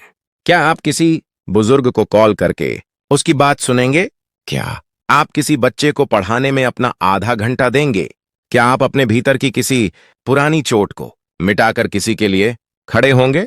हर एक छोटे काम का भावनात्मक असर उस बच्चे की तरह है जो पल्लव खोलकर आपकी ओर मुस्कुराता है। इन सभी कहानियों और उदाहरणों का सार यही है कि किस्मत के बहाने करने से हम अपने हाथों की शक्ति को कम आंकते हैं। मेहनत वह धुरी है जिस पर जीवन का चक्र घूमता है। हर बार जब हमने किसी छोटे काम को किया तो हमने अपने भीतर की कमजोरी को थोड़ा सा मजबूत कर दिया, और यही छोटी छोटी जीतें किसी बड़े विजय में बदल जाती हैं। और जब आप इन उदाहरणों को ध्यान से पढ़ते और महसूस करते हैं तो आपको भी एक अजीब सा सुकून मिलेगा, एक ऐसा सुकून जो बताता है कि आपकी मेहनत भी किसी दिन इस दुनिया में किसी की हंसी बनकर लौटेगी। शायद आज ना, शायद कल, पर वह लौटेगी। अंत में मैं यह कहना चाहूंगा कि मेहनत केवल शारीरिक श्रम नहीं है, वह संवेदना है, वह समझ है, वह दूसरों के लिए उठाया गया एक छोटा सा हाथ है। इन उदाहरणों में हर बार यही दिखा कि किस्मत तब तक बस एक शब्द है जब तक मेहनत उसे अर्थ नहीं देती, और मेहनत की वह भाषा हमें रोजमर्रा की छोटी छोटी मिसालों में समझ आती है। एक लोहार की चमकती हथेली में, एक मां की सिलाई में, एक शिक्षक की थकी परंथी में, एक बच्चे की किताब की पहली पंक्ति में, और उन सब के पीछे छिपी अनगिनत रातों की मेहनत में। इन सब भावनात्मक मिसालों के साथ मैं यही उम्मीद रखता हूं कि आप भी अपने जीवन में किसी एक छोटे से कदम से शुरू करेंगे, क्योंकि मेहनत का पहला फल अक्सर नजर नहीं आता, पर वह जरूर महसूस होता है, और महसूस करके ही आप अपने भीतर की किस्मत बनाने लगते हैं। अब आपकी बारी है। जो भी उदाहरण आपने पोखा कर रखा है, आज उसे निकालिए, उसे जिंदा करिए, और फिर मेरी बातों को अपने अनुभवों में परखा कर बताइए। मैं सुनने के लिए यह हूं, आपके हर छोटे छोटे कदम की कहानी सुनने के लिए और उन कहानियों में छुपे भावों को समझने के लिए, क्योंकि मेहनत की मिसालें जब आपके जीवन में उतरेंगी तो किस्मत खुद ब खुद पीछे खड़ी लगने लगेगी। अनिकेत के गांव की पगडंडी पर चलना अब आसान नहीं रहा। हर कदम पर उसकी यादें, उसके छोटे छोटे जख्म और वह अनगिनत रातें जो उसने मेहनत में गुजारी थीं, उसके साथ चलती। पर आज मैं आपको उन उदाहरणों की कहानी विस्तार से बताऊंगा कि हर उदाहरण में किस तरह का प्रयास हुआ, किस तरह की मुश्किल आई, और किस तरह उससे निकलकर जीवंत परिणाम निकले, ताकि आप समझ सकें कि मेहनत कैसे किस्मत को पीछे छोड़कर आगे निकल आती है। हरिजन की दुकान से शुरू करते हैं। वह लोहार जिसकी हथेलियां मेहनत की मिट्टी से सनी हुई थीं, एक दिन जब शहर के सस्ते पर्दों ने बाजार भर दिया तो उसके दिल में एक ऐसी ठंड सी उतर आई कि वह रोशन होने वाली लौ सा बुझती नजर आई। पर हरिजन की प्रतिक्रिया रोंगटे खड़े कर देने वाली थी। उसने भावनात्मक रूप से परेशान होने की बजाय अपनी कला पर फिर से काम करना चुना। उसने सबसे पहले देखा कि ग्राहक किस बात में कमी महसूस कर रहे हैं। केवल सस्ते पर्दे नहीं चाहिए थे, बल्कि टिकाऊपन, डिजाइन और उपयोग में आसान फिट एक सचेत खरीदार चाहता था। हरिजन ने अपनी पुरानी विधि में थोड़े से नवाचार जोड़े। लोहे को पहले भिगोकर सुखाया, फिनिशिंग की तकनीक में धीरे धीरे बदलाव किया और छोटे छोटे पैटर्न बनाए, जिन्हें देखकर लोगों को यह समझ आए कि यह सामान सिर्फ उपयोग का नहीं, कला का भी भाग है। पर यह सब रातों रात नहीं हुआ। यह एक लंबी प्रक्रिया थी जिसमें उसने अपने कंधों पर बीती कड़वी यादों को कसकर थाम रखा। उसने जगह जगह से सीख ली, दुकानदारों से बातचीत की और अपने पुराने ग्राहकों से फीडबैक मांगा। जब वह पहली बार नई चीजें बाजार में लेकर गया, कुछ लोगों ने हल्की सी उत्सुकता दिखाई, पर सबसे बड़ा मोड़ तब आया जब एक ग्राहक ने उसकी बनाई हुई खूबसूरत सीढ़ीदार पर्दे को अपने घर में लगाया, और दूसरे मेहमानों की तारीफ सुनकर वह ग्राहक अपने रिश्तेदारों को भी भेजने लगा। यही पहला पुष्टिकरण था। लोग केवल सस्ते दाम पर नहीं आते, बल्कि कुछ ऐसी चीजें भी लेना चाहते हैं जिनसे उनके रोजमर्रा के जीवन में सुंदरता और सुविधा दोनों बढ़े।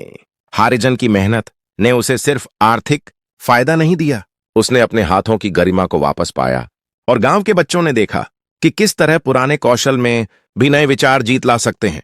हरिजन ने बाद में गांव के युवाओं को छोटी छोटी कक्षाएं दी, अपने औजार उन्हें सिखाए, और इस तरह उसकी मेहनत ने कई हाथों को रोजगार दिया। यही वह सजीव उदाहरण है कि मेहनत का असर केवल व्यक्तिगत नहीं होता, वह परस्पर फैलता है। रीना की कहानी सबसे नरम पर सबसे कठोर सबक देती है। रीना, जो पहले घर की साधारण गृहिणी थी, जब सिलाई की कक्षाएं शुरू हुईं तो उसके भीतर झिझक और असमर्थता थी, लेकिन उसने अपने अंदर की उस छोटी सी आवाज को सुना जो कहती थी कि कहां तक किसी की सेवा में ही खुद को समर्पित करोगी। उसने पहला कदम उठाया, रोज थोड़ा समय निकाला, धीरे धीरे कपड़े काटना सीखा, सुई का सही लेंथ पकड़ना सीखा और हर छोटी गलती पर रोना भी आया और संभलना भी। उसकी मेहनत की खास बात यह थी कि वह दर्द और आनंद को एक साथ जीती रही। जब उसकी पहली सिलाई बनी तो वह उसे छुपाकर रखकर चुपके से देखती थी, और जब उसे अपने बेटे की आंखों से तारीफ मिली तो उसने महसूस किया कि मेहनत ने उसे अपनी पहचान दे दी है। रीना का बड़ा मोड़ तब आया जब उसने सिर्फ खुद के लिए नहीं बल्कि दूसरे महिलाओं के लिए भी काम करना शुरू किया। उसने गांव की कई महिलाओं को साथ मिलाकर छोटे छोटे ऑर्डर लेने शुरू किए, कंबल, छोटी डोलियां, बच्चों के कपड़े। इस सहयोग की असल ताकत तब दिखी जब ठंड बहुत तीखी आई और शहर से मिलने वाली सस्ती चीजें लोगों को ठंड से बचाने में उतनी कारगर नहीं रहीं। रीना और उसकी टोली ने अपने बनाए कंबलों को बांटा।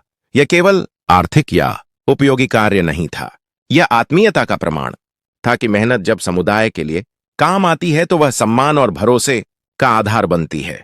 रीना की कहानी यह दिखाती है कि किस तरह निरंतर अभ्यास और सावधानी से बनाई गई कारीगरी लोगों के रिश्तों को मजबूत करती है और अंततः समुदाय की किस्मत बदलने में योगदान देती है। अमोल की कहानी टूटे हुए सपनों से उठने का सच है। शुरुआती दिनों में अमोल टोपी बेचता था, छोटी सी रोजी कमाता और दिन भर की थकान के बाद फिर भी सपना देखता कि कुछ बड़ा कर दिखाए। अमोल ने लकड़ी के टुकड़ों से खेलना शुरू किया, पर उसकी पहली कुर्सी असफल रही। एक पैर झूलता था, फिनिश गलत था, पर उसने हर टूटी कुर्सी को अपने विगत के एक सबक की तरह देखा। कहीं नाप सही नहीं थी, कहीं जोड़ कमजोर था। अमोल ने गांव के बढ़ई से मिलकर सही जोड़ और लेवर तकनीक सीखी। उसने शोरूम के लिए भी छोटी छोटी डिजाइनों का सेट बनाया ताकि लोग उसे देखकर समझ सकें कि उसकी चीज कितनी टिकाऊ है। कड़ी मेहनत और धैर्य के बाद जब उसने 10 बेंचें स्कूल के लिए बनाई, वह दिन उसके जीवन की सबसे खूबसूरत चीजों में से एक था। उस दिन जब बच्चों ने पहली बार अपने पैरों को उन बेंचों पर टिकाया, अमोल का दिल फूल सा खिल उठा, क्योंकि उसकी मेहनत ने न केवल उसकी जिंदगी बदली बल्कि एक स्कूल के बच्चों के पढ़ने के अनुभव को भी बेहतर कर दिया। अमोल ने बस इससे यह जाना कि मेहनत का मतलब सिर्फ खुद के लिए कुछ हासिल करना नहीं, बल्कि अपनी रचना को किसी उपयोग में लाकर लोगों के जीवन को आसान बनाना भी है। इसी समझ से वह बाद में गांव के चारों ओर नियमित ऑर्डर लेने लगा और उसकी विरासत आगे बढ़ी। अब उन 4 दोस्तों राजू, नीति, सुरभि और मनोहर की छोटी दुकान की कहानी सुनिए। लोग अक्सर कहते हैं कि बाजार पहले से भरा हुआ है और वहां आपकी जगह नहीं, पर चारों ने मेहनत को एक कहानी के रूप में बेचना शुरू किया। उन्होंने समझा कि लोग केवल अचार नहीं खरीदते, वे उन यादों को खरीदते हैं जो उस अचार में छुपी होती है।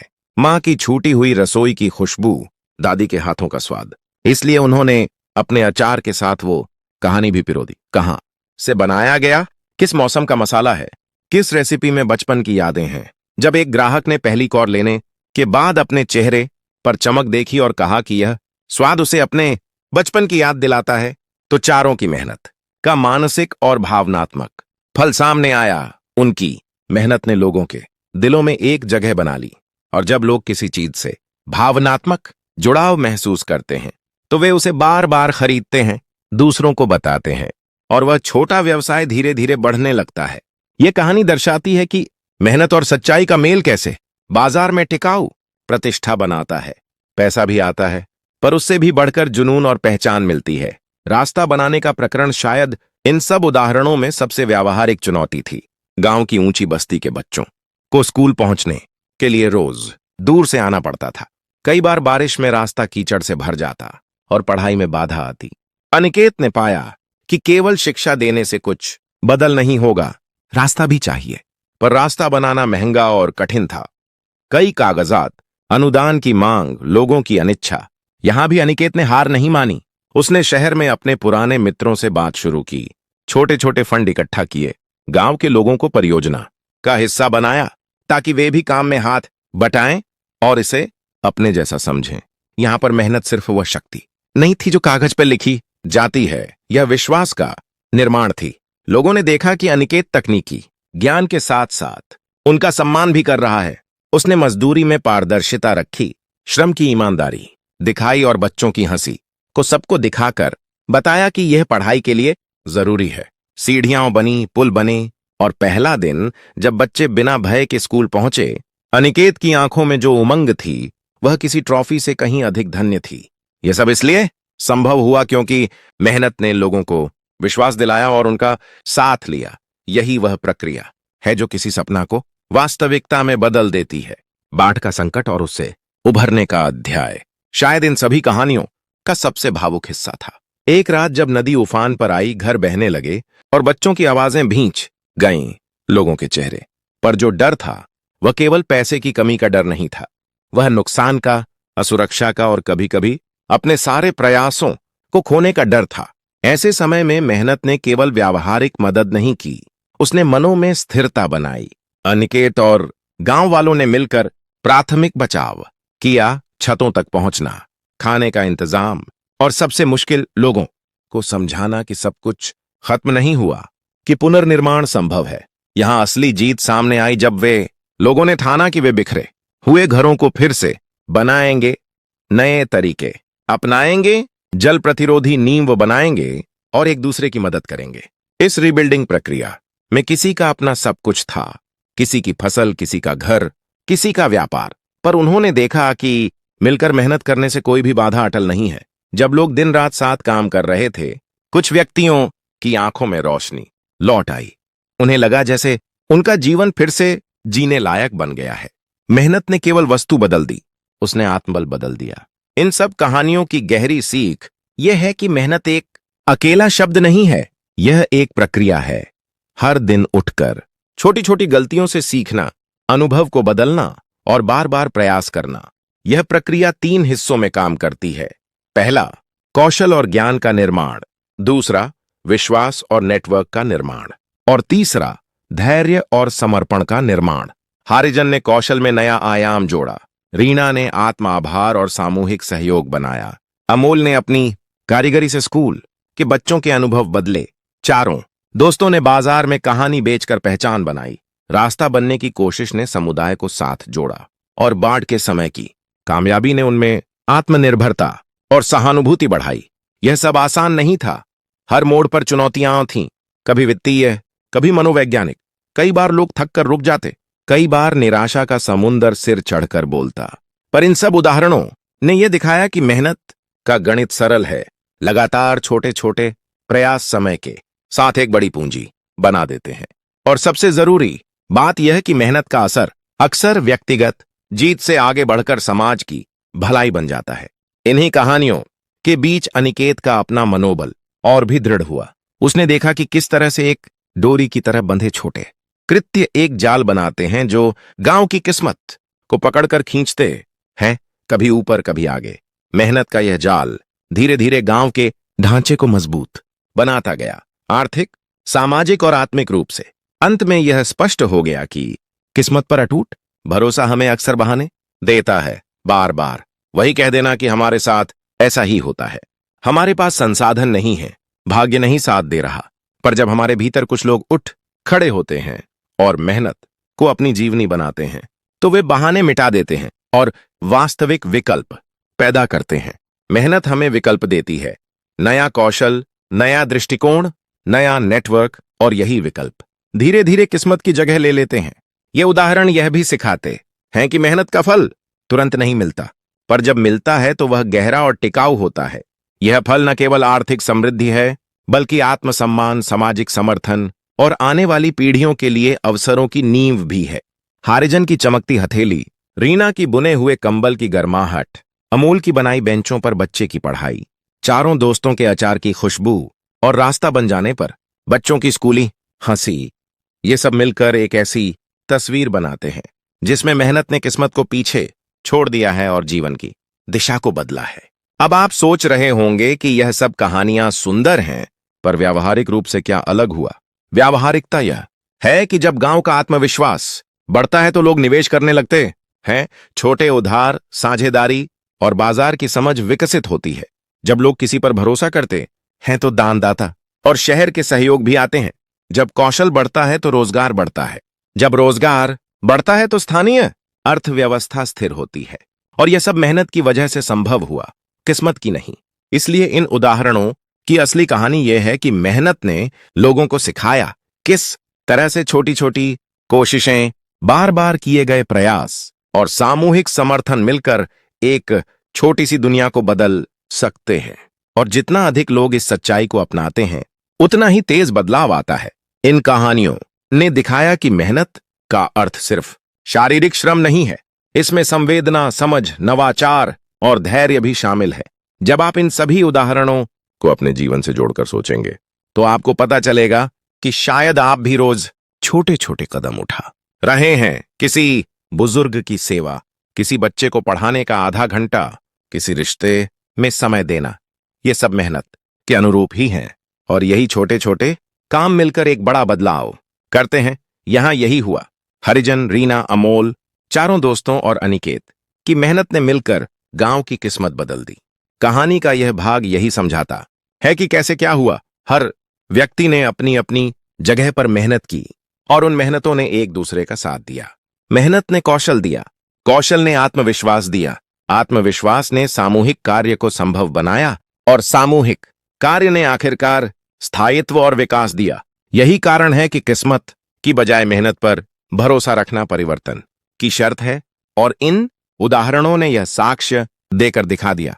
अब अगर आप चाहें तो इन कहानियों में से किसी एक का चयन करके अपने गांव या मोहल्ले में प्रयोग कर सकते हैं।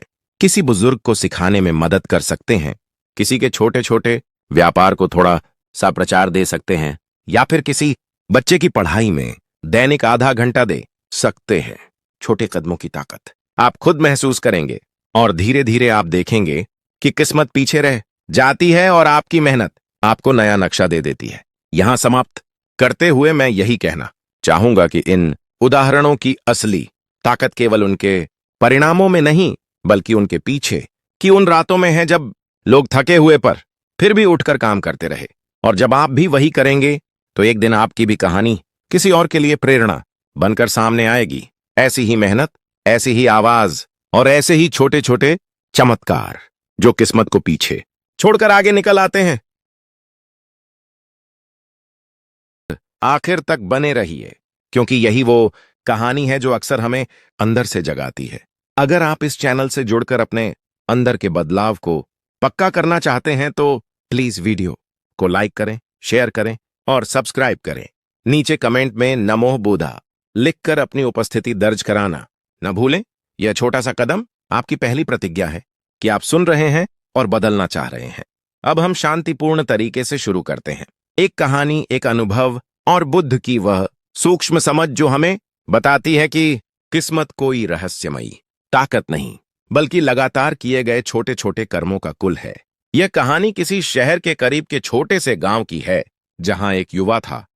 नाम उसके जीवन में बड़ी सी आशा थी, पर किस्मत के नाम से निराशा भी।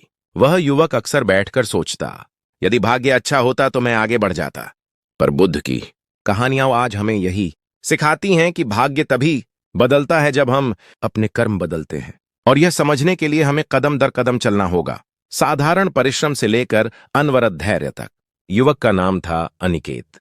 अनिकेत का बचपन भी वैसा ही था जैसा कई लोगों का होता है। सीमित संसाधन, बहुत सी जिम्मेदारियां और उम्मीदों के बीच की एक निरंतर बेचैनी। एक दिन गांव में बुजुर्गों का एक समूह आया, जिन्होंने बुद्ध की बातें सुनाई। उन्होंने कहा, जो व्यक्ति अपनी आंखों में सत्य देखता है और अपने हाथों में कर्म रखता है, वही अपने भाग्य का निर्माता बनता है। अनिकेत ने यह सुनकर कहा, यदि भाग्य नहीं बदलता तो क्या करना चाहिए? बुजुर्गों ने मुस्कुराकर कहा, किस्मत को मत देखो, मेहनत को देखो। और यही वाक्य अनिकेत के जीवन का मोड़ बना। उसने निर्णय लिया कि अब वह रोज छोटे छोटे काम करेगा, हर दिन कुछ नया सीखना, हर दिन खुद को थोड़ा बेहतर बनाना। और यही से शुरू हुआ उसका वास्तविक परिवर्तन। बुद्ध की शिक्षाएं हमें बताते हैं कि जीवन में 3 चीजें हमें रोकती हैं: अनिश्चितता का भय, आलस्य और गलत धारणाएं। अगर आप सोचते हैं कि किस्मत पर भरोसा रखकर बैठेंगे, तो आलस्य और भय आपकी प्रगति रोक लेंगे। पर जब आप मेहनत को अपना धर्म बना लेते हैं, तो हर भय कम होता है। अनिकेत ने अपने अंदर एक नियम बनाया कि वह हर सुबह सूरज के पहले उठेगा और अपने छोटे छोटे लक्ष्यों की सूची बनाएगा। कभी कभी यह सूची सिर्फ एक चीज होती, आज मैं एक नया शब्द सीखूंगा, या आज मैं अपने शारीरिक स्वास्थ्य के लिए पैदल चलूंगा। छोटे कदम, नियमितता और समर्पण यही वह मंत्र था जिसे उसने अपनाया, और फिर महज कुछ महीनों में ही उसके अंदर परिवर्तन दिखने लगा। आत्मविश्वास बढ़ा, सोच सूचनात्मक हुई और अवसरों को पहचानने की क्षमता विकसित हुई। यहां एक सूक्ष्म परंतु गहरा सत्य है जिसे बुद्ध बार बार बताते थे। परिणाम तुरंत नहीं मिलते, पर कर्म की दिशा हमेशा परिणाम की ओर ले जाती है। अनिकेत ने जाना कि मेहनत का अर्थ सिर्फ शारीरिक श्रम नहीं, बल्कि मानसिक अनुशासन, निरंतर अभ्यास और स्व-विकास भी है। उसने अपने दिमाग को प्रशिक्षित किया, हर दिन एक छोटा पुस्तकांश पढ़ना, एक छोटी ध्यान की प्रैक्टिस करना और अपने दिन का हिसाब रखना कि किस तरह उसने समय लगाया। इससे उसकी दृष्टि साफ हुई। पहले जो चीजें उसे भाग्य की वजह से असंभव लगती थीं, वे अब योजनाओं और प्रयासों के जरिए संभव लगने लगीं। और यही बुद्ध की सबसे नाजुक बात है। कर्म की क्रिया में स्थिरता से ही जीवन बदलता है, न कि केवल बड़े सपनों के दर्शनीय विचारों से। आप सोच रहे होंगे, क्या यह सब वाकई इतना सरल है? हां, सरल है, पर आसान नहीं। मेहनत करना, हर दिन वही छोटे कदम उठाना, कई बार पूरी तरह अकेला लड़ना, यह कठिन है। पर बुद्ध हमें यह भी सिखाते हैं कि कठिनाई का सामना करते हुए भी यदि मन शांत रहे और उद्देश्य स्पष्ट हो, तो परिणाम अवश्य मिलते हैं। अनिकेत ने भी कई बार असफलता देखी। कोई नया कौशल सीखते समय असफलता मिली, कोई परियोजना अधूरी रही, और कई बार सामाजिक दबाव ने उसे रोकने की कोशिश की। पर उसने हर असफलता से सीखा और अगली बार उस अनुभव को अपनी मेहनत की सूझ में बदल दिया। यही अंतर है। जो व्यक्ति किस्मत को दोष देता है, वह अनुभव से नहीं सीखता। जो मेहनत को अपना मार्ग बनाता है, वह अनुभव से सीखकर आगे बढ़ता है। और बुद्ध की सिखावन में एक और कड़ी है, धैर्य। मेहनत का अर्थ तत्काल परिणामों की तलाश नहीं, बल्कि दीर्घकालिक दृष्टि रखना है। अनिकेत ने देखा कि जब तक उसने धैर्य नहीं रखा, असफलताएं उसे परेशान करती रहीं। पर जैसे ही उसने धैर्य को अपनाया, उसने देखा कि छोटे छोटे प्रयासों के जोड़ से बड़े अवसर बनते हैं। उदाहरण के तौर पर, एक दिन उसने किसी छोटे से शहर के पुस्तकालय में स्थानीय लोगों के लिए मुफ्त कक्षाएं देना शुरू किया। शुरुआत में केवल 2-3 लोग आते थे, पर उसने निरंतरता बरती। महीनों बाद वही कक्षाएं अधिक लोगों के लिए उपयोगी साबित हुईं। लोगों ने अनिकेत की निष्ठा को पहचाना और धीरे धीरे उसके प्रयासों को मूल्य मिला। यह सफलता किस्मत से नहीं, उसकी मेहनत और उसके धैर्य से आई थी। जब आप मेहनत को अपना धर्म बना लेते हैं, तो आपका नजरिया बदल जाता है। आप अवसर देखने लगते हैं जहां पहले आप समस्या देखते थे। बुद्ध हमेशा कहते थे कि चेतना की दिशा बदलने पर ही वास्तविकता बदलती है। अनिकेत ने अपनी चेतना का दोहन किया। वह समस्याओं का वर्णन करना कम कर दिया और समाधान खोजने में समय दिए। इस बदलाव ने उसके रिश्तों को भी सुधार दिया। उसने जाना कि किसी भी परिस्थिति में अपनी भूमिका क्या है। क्या वह भाग्य को दोष दे रहा है, या क्या वह उस परिस्थिति में कुछ कर सकता है? हमेशा दूसरा विकल्प चुनना, अपनी भूमिका निभाना, यही असली मेहनत थी। अब आप सोचिए, क्या आप भी अनिकेत की तरह अपनी किस्मत बदलना चाहते हैं? सबसे पहले कदम है स्वीकार करना कि हर महान परिवर्तन छोटी शुरुआत से होता है। बुद्ध की परंपरा में सतीपठाना की भावना होती है। अपने विचारों, अपने शब्दों और अपने कर्मों पर लगातार ध्यान देना। यदि आप हर दिन अपने विचारों पर नियंत्रण रखें और उन्हें एक सकारात्मक दिशा दें, तो धीरे धीरे आपकी कर्म शक्ति बदल जाएगी। और यह बदलाव कोई जादू नहीं, बल्कि अभ्यास का फल है। आप अपनी दिनचर्या में छोटे नियम जोड़ें। सुबह कुछ पल ध्यान, दिन में ध्यानपूर्वक काम, और शाम को अपने दिन का निरीक्षण। यही सरल परिकल्पना अनिकेत ने अपनाई और यह बड़े परिणामों का कारण बनी। किस्मत पर भरोसा करने वालों का बहाना अक्सर यही होता है कि मेरा भाग्य ऐसा है। पर बुद्ध कहते हैं कि यह विचार ही आपको पंगु बनाता है। भाग्य को सिर्फ एक बहाना मानकर हम अपनी जिम्मेदारी से भागते हैं। पर जब आप मेहनत के सिद्धांत को अपनाते हैं, तो आप अपनी जिम्मेदारियों को स्वीकार करते हैं और हर दिन एक नया अवसर बनाते हैं। अनिकेत ने यह भी अनुभव किया कि जब उसने अपनी ऊर्जा किन्हीं छोटे लक्ष्यों पर केंद्रित की, तो मानसिक अराजकता कम हुई और जीवन में स्पष्टता आई। आप भी वही करें।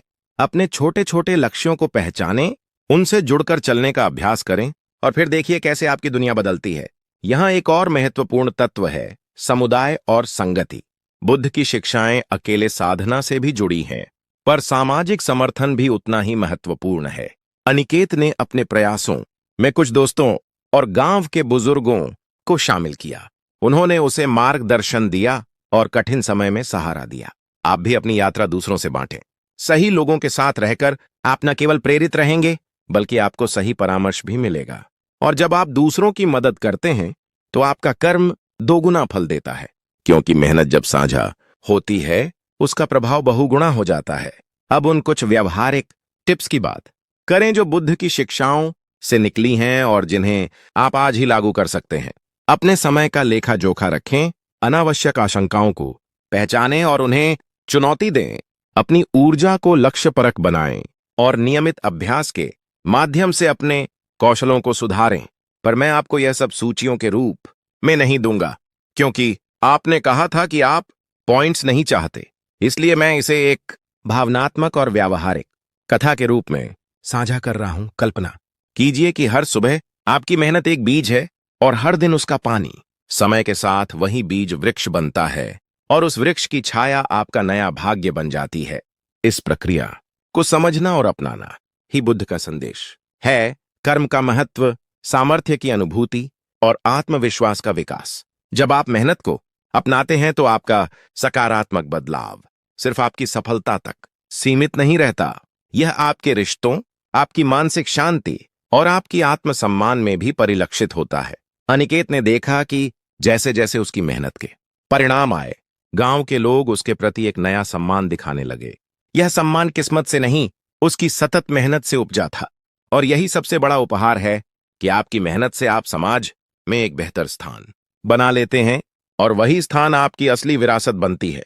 अब एक क्षण के लिए अगर आप इस वीडियो के बीच में हैं और लगा कि ये आपका ही जीवन है, तो कृपया नीचे कमेंट बॉक्स में नामो बुद्धा लिखकर अपनी उपस्थिति दर्ज कराएं। यह सिर्फ एक शब्द नहीं होगा, यह आपकी पहली छोटी सी कसम होगी कि आप सुनते हैं, आप जागते हैं और आप बदलना चाहते हैं। अगर आपने अभी तक चैनल को सब्सक्राइब नहीं किया तो सब्सक्राइब कर लें, क्योंकि यहां हम हर वीडियो में आपको बुद्ध के विचारों को आधुनिक जीवन के ढांचे में जोड़कर देते हैं।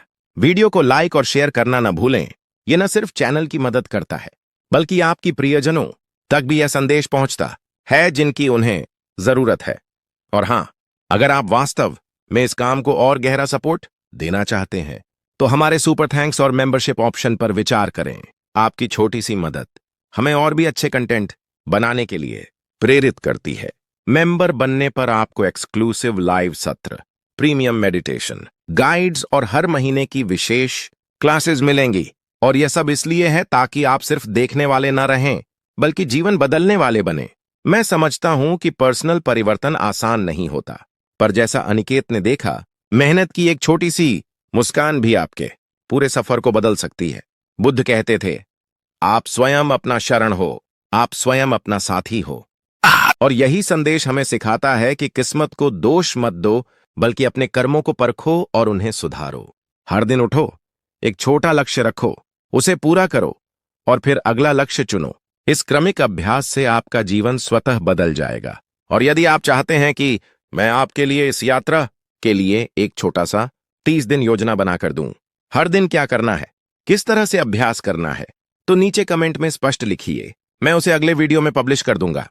यदि आप इसे सचमुच अपनाते हैं तो मैं गारंटी नहीं दे सकता कि आपकी किस्मत रातों रात बदल जाएगी, पर मैं ये जरूर कहता हूं कि आपकी दिशा बदल जाएगी और यही शुरुआत है। अब आखिरी बार याद दिलाना चाहता हूं, अगर इस कहानी ने आपके अंदर कोई हलचल पैदा की है, तो इसका पहला छोटा कदम यह है कि आप अभी कमेंट में नमो बुद्धा लिखें। दूसरा कदम है वीडियो को लाइक करना और उसे उस व्यक्ति के साथ शेयर करना जिसे आप जानते हैं कि यह संदेश चाहिए। तीसरा और सबसे महत्वपूर्ण कदम है रोज एक छोटा सा कर्म करना जो आज आपने सोचा है कि करना चाहिए। यही कर्म धीरे धीरे आपकी किस्मत बनता है। और यदि आप हमारे समुदाय का स्थायी हिस्सा बनना चाहते हैं, तो मेंबरशिप और सुपर थैंक्स के जरिए हमें सपोर्ट कीजिए। इससे हम और अधिक जीवन परिवर्तनकारी सामग्री लाने में सक्षम होंगे। आपकी छोटी मदद दूसरों के जीवन में भी बड़ा बदलाव ला सकती है। धन्यवाद कि आपने इस यात्रा में समय दिया। अगर आप चाहें तो नीचे बताइए कि किस तरह के विषयों पर आप अगला वीडियो देखना चाहेंगे। ध्यान कैसे करें, दिनचर्या कैसे बनाएं, या कौन कौन से बुद्ध के उपदेश आधुनिक जीवन में कैसे लागू होते हैं। मैं आपकी प्रतिक्रियाओं का बेसब्री से इंतजार करूंगा। और याद रखिए, किस्मत नहीं, मेहनत, यही आपकी असली शक्ति है। बस एक बार ठान लीजिए फिर पूरी दुनिया आपकी मेहनत का फल देगी। चलिए अब इसे एक कहानी के माध्यम से समझते हैं। किस्मत पे नहीं, मेहनत पे विश्वास करो। अनिकेत की सांसें उस सुबह भी धूल सी भारी थीं, पर उसके अंदर एक अजीब सा उजाला भी जल रहा था, जैसे किसी ने उसकी रूह में धीमी धीमी आग जलाई हो, जो उसे हर कदम पर उठने का हौसला दे रही थी। गांव के पत्थर पर बैठा हुआ वह किशोर, जिसकी आंखों में पहले निराशा ठहरती थी, आज अपने भीतर के किसी नए वादे को महसूस कर रहा था। वादा कि अब वह अपनी किस्मत का रोना बंद कर देगा और अपनी मेहनत से उसे तराशेगा। उसके हाथ कांपते हुए थे, क्योंकि अब हर काम अपने आप में एक परीक्षा बन गया था, और वह ये नहीं मानना चाहता था कि परीक्षाएं हमेशा उसे हार के हवाले कर देंगी। सूरज की पहली किरण जब खेतों पर पड़ी तो अनिकेत ने अपनी हथेलियों को फैलाया और सोचा कि अगर मेहनत का कोई स्वरूप है तो उसे उसी सुबह की ठंडी हवा में महसूस किया जा सकता है। उसने अपने दिन का पहला लक्ष्य तय किया। आज वह किसी एक व्यक्ति की कोई मदद करेगा, न केवल इसलिए कि उसे अच्छा लगे, बल्कि इसलिए कि वह जानता था मदद का हर छोटा कण उसके अंदर की कमजोरी को मजबूत कर देगा। जब वह गांव के पक्के रास्ते पर चल रहा था तो उसकी धड़कनें तेज थीं, पर उसके कदम स्थिर थे, क्योंकि अब वह जान चुका था कि भय से अधिक शक्तिशाली कुछ भी नहीं, और मेहनत ही उस शक्ति का सबसे साफ मार्ग थी। पहला मौका उसे तब मिला जब उसने देखा एक बूढ़ी औरत अपने मिट्टी के बर्तन उठाते हुए लड़खड़ा रही थी। अनिकेत ने बिना सोचे उसे थाम लिया, और उस एक छोटे से सहारे में उसके भीतर एक अजब सा आत्मविश्वास जाग उठता है। बूढ़ी औरत की आंखों में जब कृतज्ञता चमकी तो अनिकेत का मन भर आया। उसे लगा जैसे किसी ने उसके भीतर की एक पुरानी खिड़की खोल दी हो और बाहर से ताजी हवा आई हो। वह मन ही मन सोच रहा था कि यदि मेहनत सिर्फ शारीरिक न होती तो भी इसका यह असर होता, क्योंकि मेहनत ने उसके अंदर करुणा जगाई थी, और करुणा ने उसे वह इंसान बना दिया था जिसे गांव के लोग अब देखते थे। दिन बीतता गया और अनिकेत ने छोटे छोटे कर्मों की एक लंबी सी रस्सी बनानी शुरू कर दी। कुछ पढ़ाने की कक्षाएं, कुछ मिट्टी की दीवारों पर रंग चढ़ाना, किसी बच्चे को सिक्के देकर नहीं बल्कि उसे सीखने का मौका देना। हर कर्म में उसका दिल धड़कता, और हर धड़कन के साथ एक नई उम्मीद भी पलती, जैसे उसकी मेहनत की बीज हर दिन थोड़ा थोड़ा अंकुर ले रही हो। कभी कभी जब उसे कठिनाइयां मिलीं तो वह रात में चुपचाप बैठकर अपने भीतर की आवाजों से लड़ता। वे आवाजें कहती कि आराम कर लो, भाग्य ही तुम्हारा कुछ नहीं बनने देगा, पर उसकी मेहनत ने उसे यह सिखाया कि आवाजों को सुनो पर उनका गुलाम मत बनो। वह अपने लिए नियम बना चुका था, प्रत्येक दिन सुबह ध्यान, 2 घंटे पढ़ाई और कम से कम एक व्यक्ति की मदद, और यह नियम उसकी रोजमर्रा की एक तीव्र पूजा बन गया, जिसमें उसकी आत्मा शांत भी हुई और उज्जवल भी। धीरे धीरे गांव के लोग भी उसकी मेहनत देखकर चकित होने लगे। वे उससे बात करने आए, उसके विचार पूछने लगे और उसके काम की सराहना करने लगे।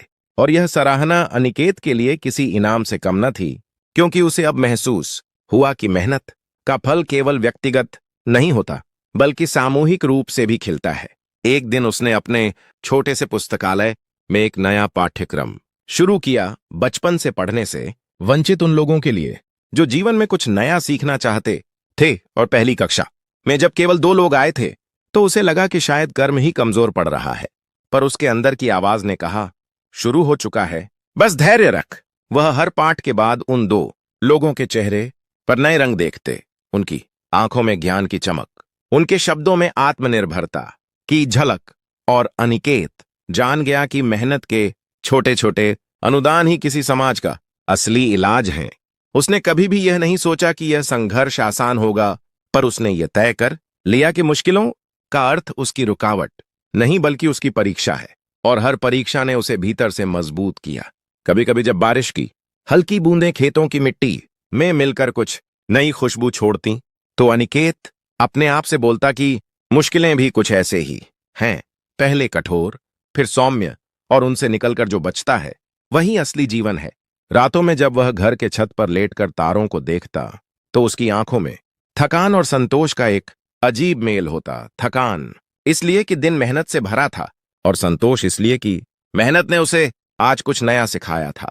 एक शाम गांव के मेले में उसने देखा कि कुछ युवा खेल में उलझकर अपनी ऊर्जा को व्यर्थ कर रहे हैं, और वह अंदर से जरा सा कराह उठा, क्योंकि उसने खुद देखा था कि जब ऊर्जा को सही दिशा में लगाया जाता है तो वह चमत्कार कर देती है। उसने उन युवाओं को समझाया अपनी सरल भाषा में, और उनकी बातों में उदासी थी कि भाग्य ने उन्हें धोखा दिया है। पर अनिकेत ने उनको एक नया नजरिया दिया। किस्मत को नहीं, अपने कर्म को परखो। और किसी की आंखों में अचानक जिज्ञासा की लौ जल उठी। वह जानता था कि कुछ बीज समय लेते हैं अंकुरने में, पर वह उम्मीद नहीं छोड़ता था, क्योंकि उसकी मेहनत ने उसे सिखाया था कि उम्मीद और परिश्रम का मेल ही किसी बड़े परिवर्तन की असली चाबी है। समय के साथ उसके प्रयासों की खुराक बढ़ती गई। उसने गांव के बच्चों के लिए एक छोटी सी पाठशाला बनाई, जहां उसने केवल किताबें नहीं सिखाई बल्कि आत्मा की ताकत भी जगाई। कक्षा में एक छोटे लड़के की आंखें थीं जो हर बार उसकी बातों में खो जाता। वह लड़का चुपचाप बैठकर सुनता और फिर घर जाकर अपनी मां को बताता कि उसने भी कुछ नया सीखा। और मां की आंखों में जो चमक आई वह अनिकेत के लिए बारिश के बाद उपजते खेतों सी खुशी थी। वह अक्सर सोचता कि मेहनत में कितना सौंदर्य है, क्योंकि उसमें केवल परिणाम नहीं बल्कि प्रक्रिया भी प्रेम से भरपूर होती है। और प्रेम की इस प्रक्रिया ने अनिकेत के दिल को पक्का कर दिया। एक दिन गांव के ही कुछ लोग उससे मिलने आए और बोले कि क्या वह शहर जाकर कुछ बड़ा नहीं कर सकता। पर अनिकेत की आंखों में अब कुछ और ही था। वह महसूस कर चुका था कि बड़ा वही है जो छोटे छोटे लोगों के जीवन में स्थायी खुशी ला सके। उसने शहर न जाने का फैसला इसलिए नहीं किया कि वहां अवसर नहीं थे, बल्कि इसलिए कि यहां उसकी मेहनत का प्रभाव उसे करीब से दिखता था और उसे इससे अलग होना मुश्किल लगता था। रिश्तों में अब परिवर्तन आ रहा था। पहले लोग उससे इसलिए दूर रहते थे क्योंकि वह कुछ नहीं था। अब वे उससे बांटने लगे थे अपनी परेशानियां, अपने सुख दुख। और अनिकेत ने जाना कि मेहनत केवल आत्मनिर्भरता नहीं बल्कि समाज में एक संजीवनी पुल भी बनाती है। एक रात जब वह घर लौट रहा था तो उसने देखा कि गांव के कच्चे रास्ते पर एक बच्ची रो रही है। उसका मन कांप उठा। वह उस बच्चे के पास गया, उसे गोद में लिया और शांत करने की कोशिश की। उस बच्ची की छोटी छोटी उंगलियां उसकी कॉलर पकड़कर बोली, भैया तुम ऐसे ही सिखाते रहना। उस वक्त अनिकेत की आंखों में आंसू थे, पर वह मुस्कुरा भी रहा था, क्योंकि उसे पता था कि उसकी मेहनत किसी के लिए आशा बन चुकी थी। उसने निश्चय